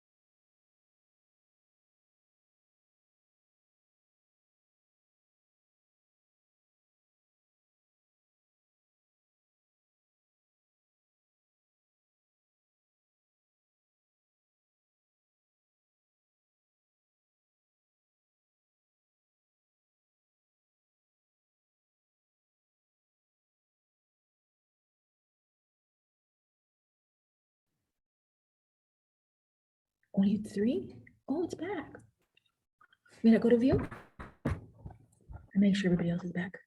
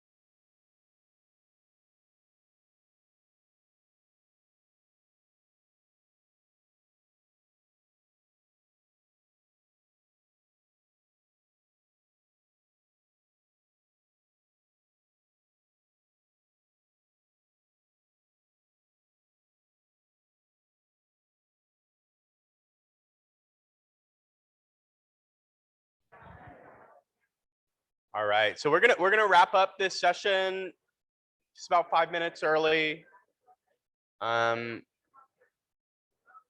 Before we move on, does anyone have any questions, revelations, any comments that they wanted to share from this time spent action planning? Yeah. And then folks on Zoom, if you have any questions or comments, please put them in the chat. Yeah, I just wanted to ask, you know, when it comes to mentoring, I think when we have new staff come on board, there's a lot to mentors. You know, it's easy to see how they need mentoring. But for staff that have been with us for years, 20 years, let's just say, or more, or, you know, that they've gotten a lot of training already, but yet maybe they don't have a formal mentoring. They don't have a mentor. How do you choose a mentor in those cases? You know, because I feel like they could be a mentor, but then they need to be mentored too at times. So what kind of systems can you set up for the more seasoned staff for mentoring?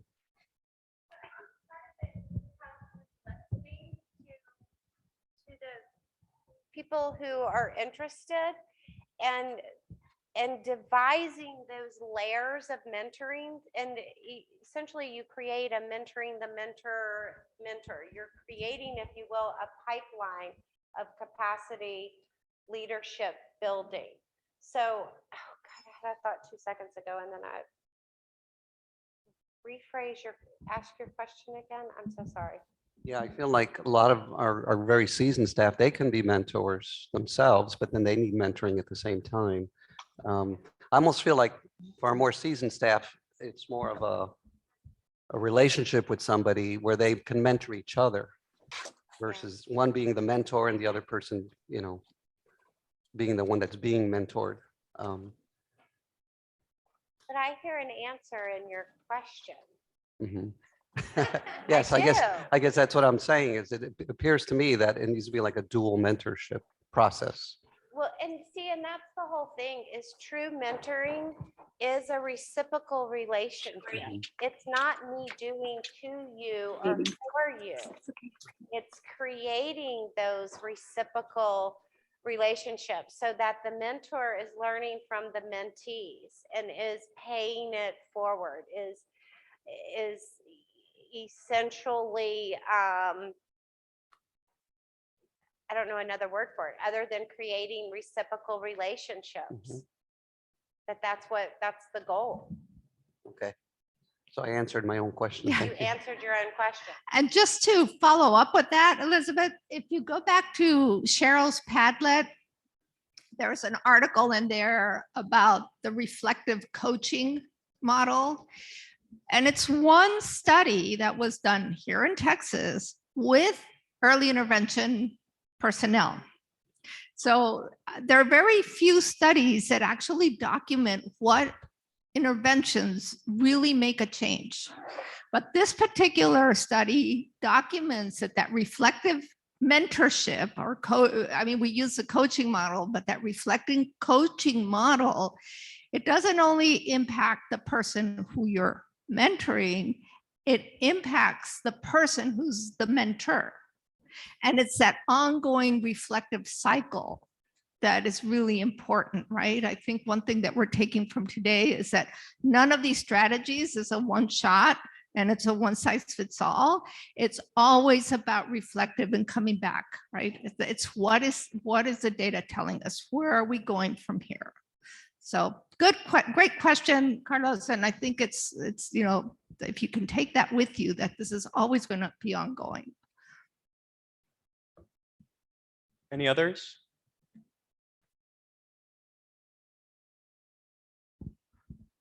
All right, I'm going to pass it over to Dr. Calvo and perhaps Sharon to go over just a little recap and then thinking about what's next in terms of the grant.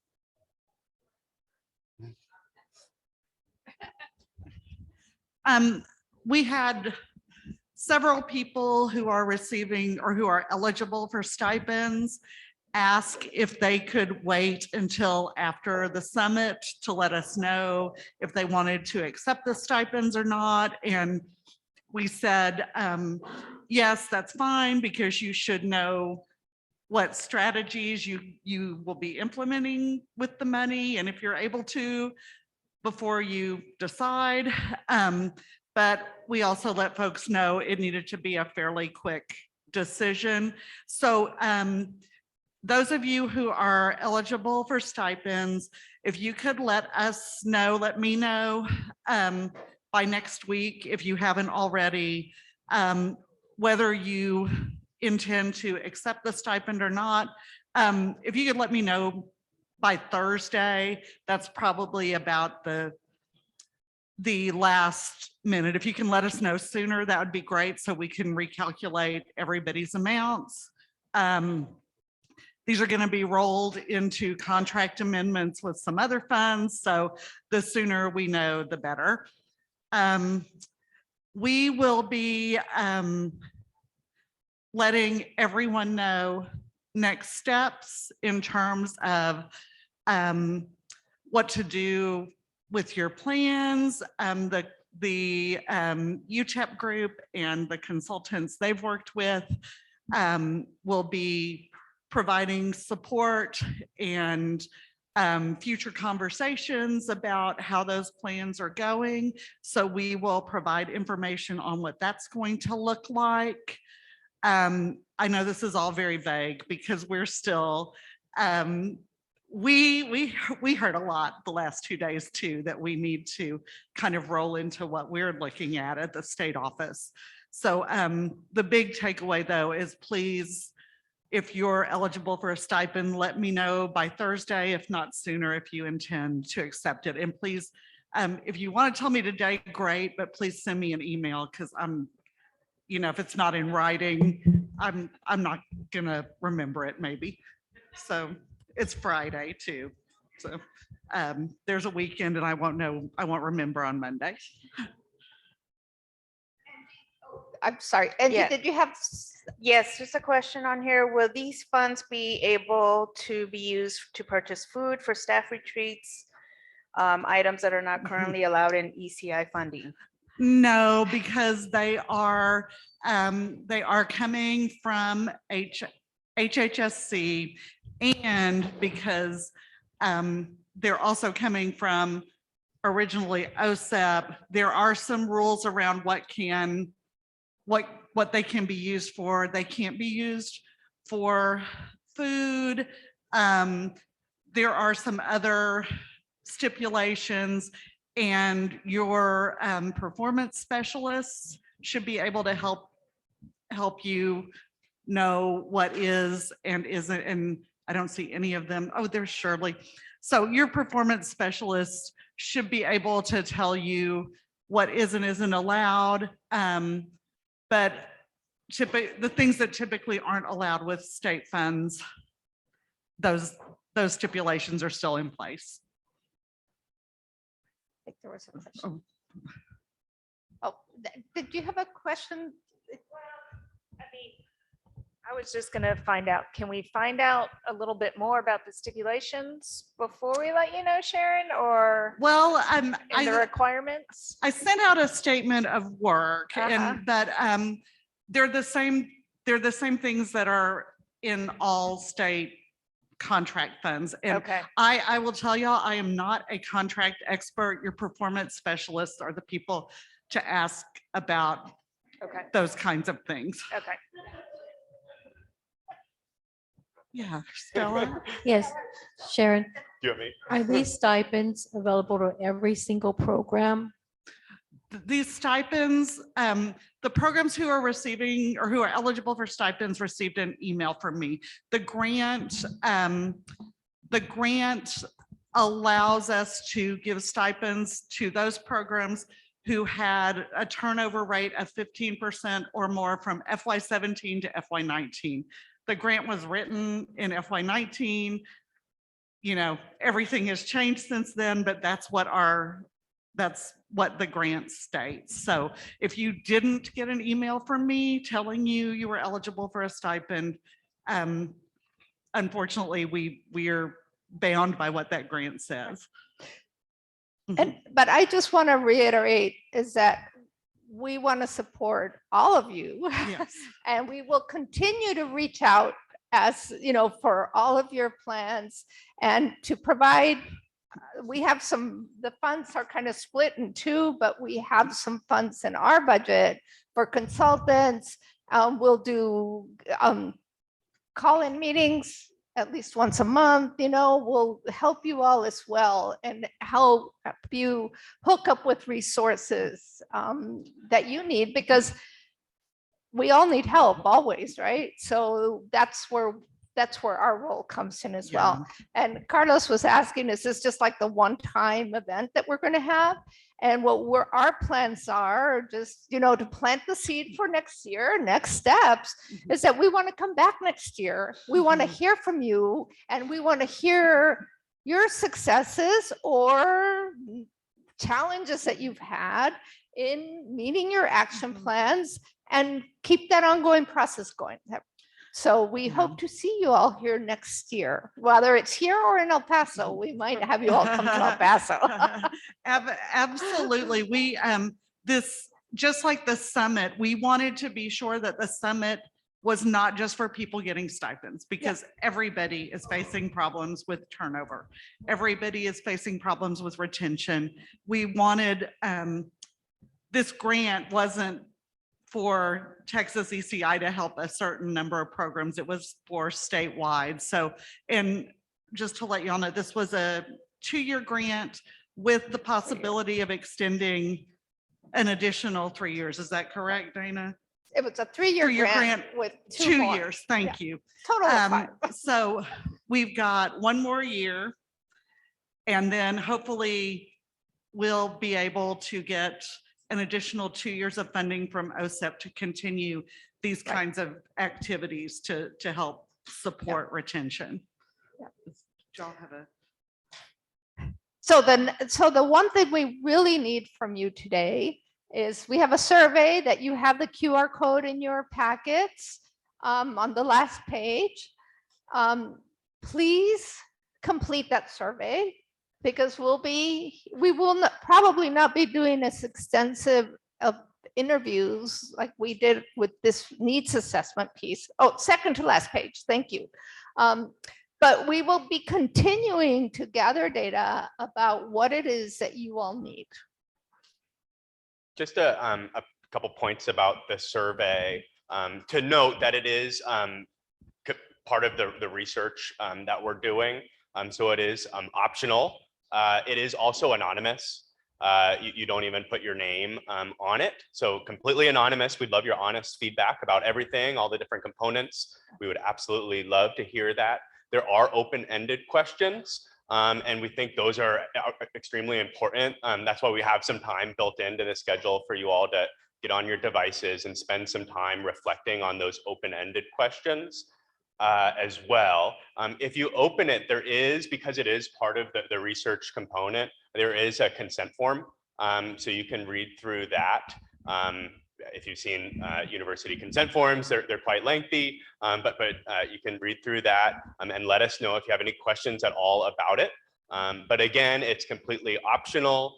We would love your feedback, and we think it'll be super important for planning the future event and how we can make it way better, and planning the activities for the upcoming year and how we can make those fit the needs of programs. So please let us know if you have questions about that.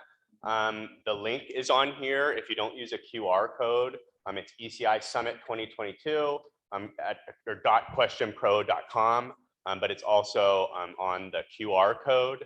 It should take about 15 minutes, 15 to 30 minutes to complete if you're going through and answering those open-ended questions, which we'd absolutely love.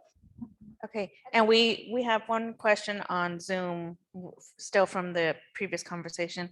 What is the length of time for expending the retention grant funds? Is it just in FY22, or will they carry over to other fiscal years? As I understand it, they need to be expended in FY22. But there will be more funds next year, right? Yes, we do have in the grant budget additional funds for next year for some of these retention activities. Thank you. Yeah.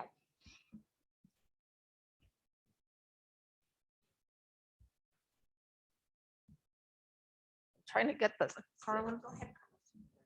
Question about the survey. So is this the type of survey that once you start it, you have to finish it, or can you come back later and finish it? You can go back later. You can't save your progress. Oh, you can. Okay, good. So that's good to know. And then also, if you partially complete it and then do it again, since it's totally anonymous, we won't know like the different parts.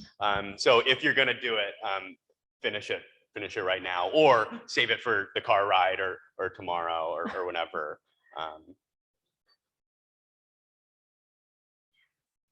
We'll be also sending you the action plan in a PDF format so that you can send those to us so that we can also start monitoring and kind of looking at what are your asks and what can we do to support you. And we'll be scheduling times to meet with you, convenient times to meet with you all to touch base. So again, this is not the end of us. We'll continue to haunt you through emails. And one of the questions on the survey is about the 2 strategies that you selected. So if someone else did that or you forgot, make sure to get with the person who wrote those on the stickies, or you can ask us, but you'll want to know what those strategies are.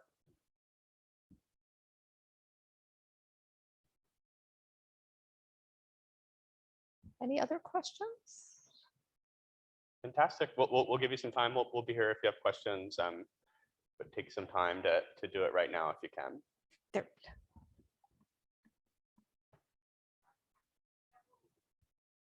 Drawings going as well, but we want your focus time on the survey. If you can do that in the next 15 yes, minutes. The drawings are. And the drawings will be next at the end.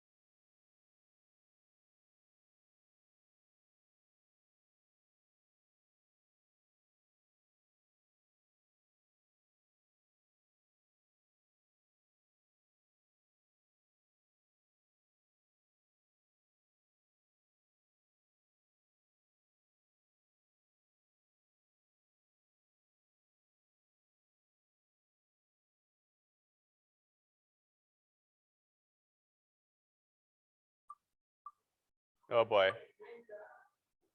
Stella, congratulations.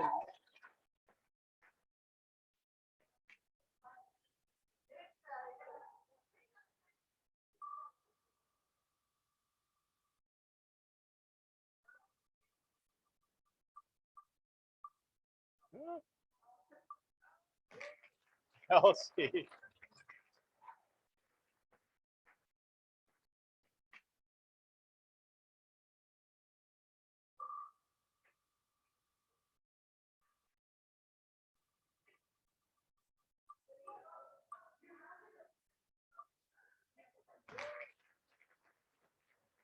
Morgan?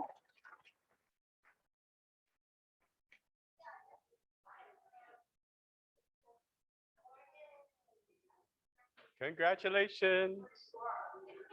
Is it 2 more?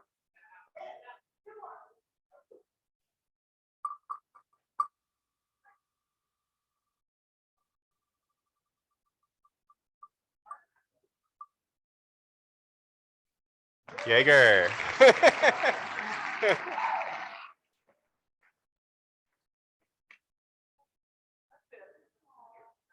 Oh no.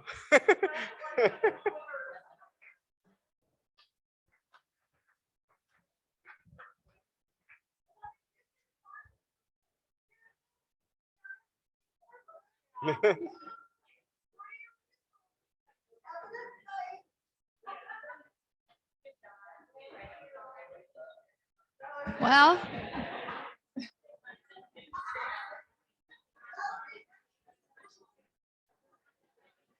like all good things, they do come to an end.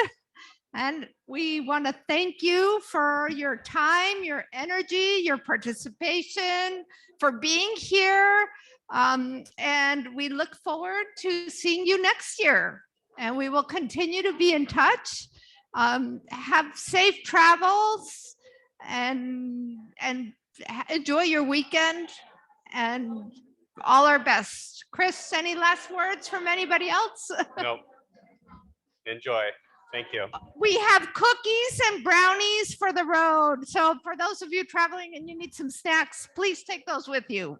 And water bottles. If you need any more, you want to take them back to your center, please let us know.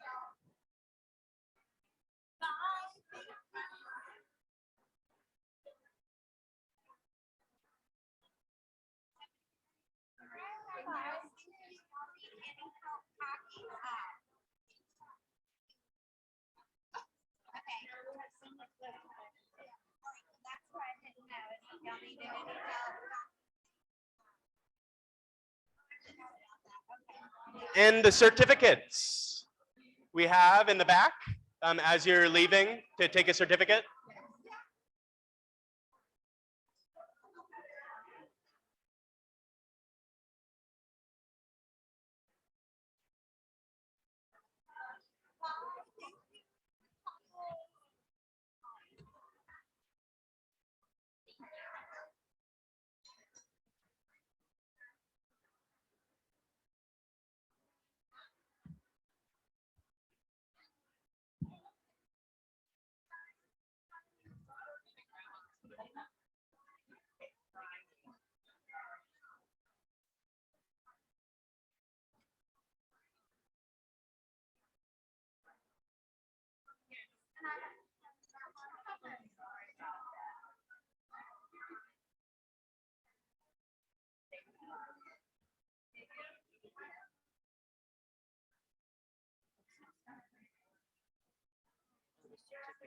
Yeah.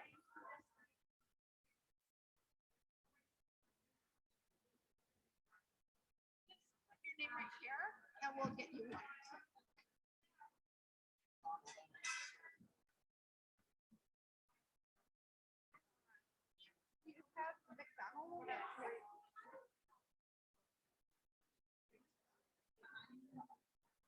There's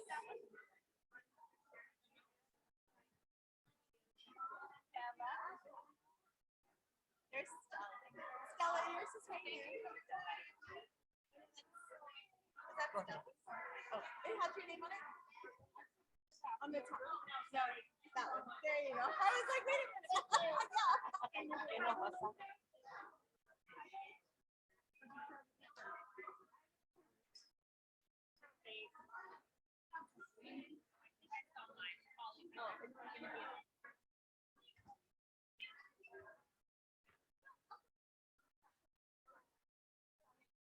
Yeah.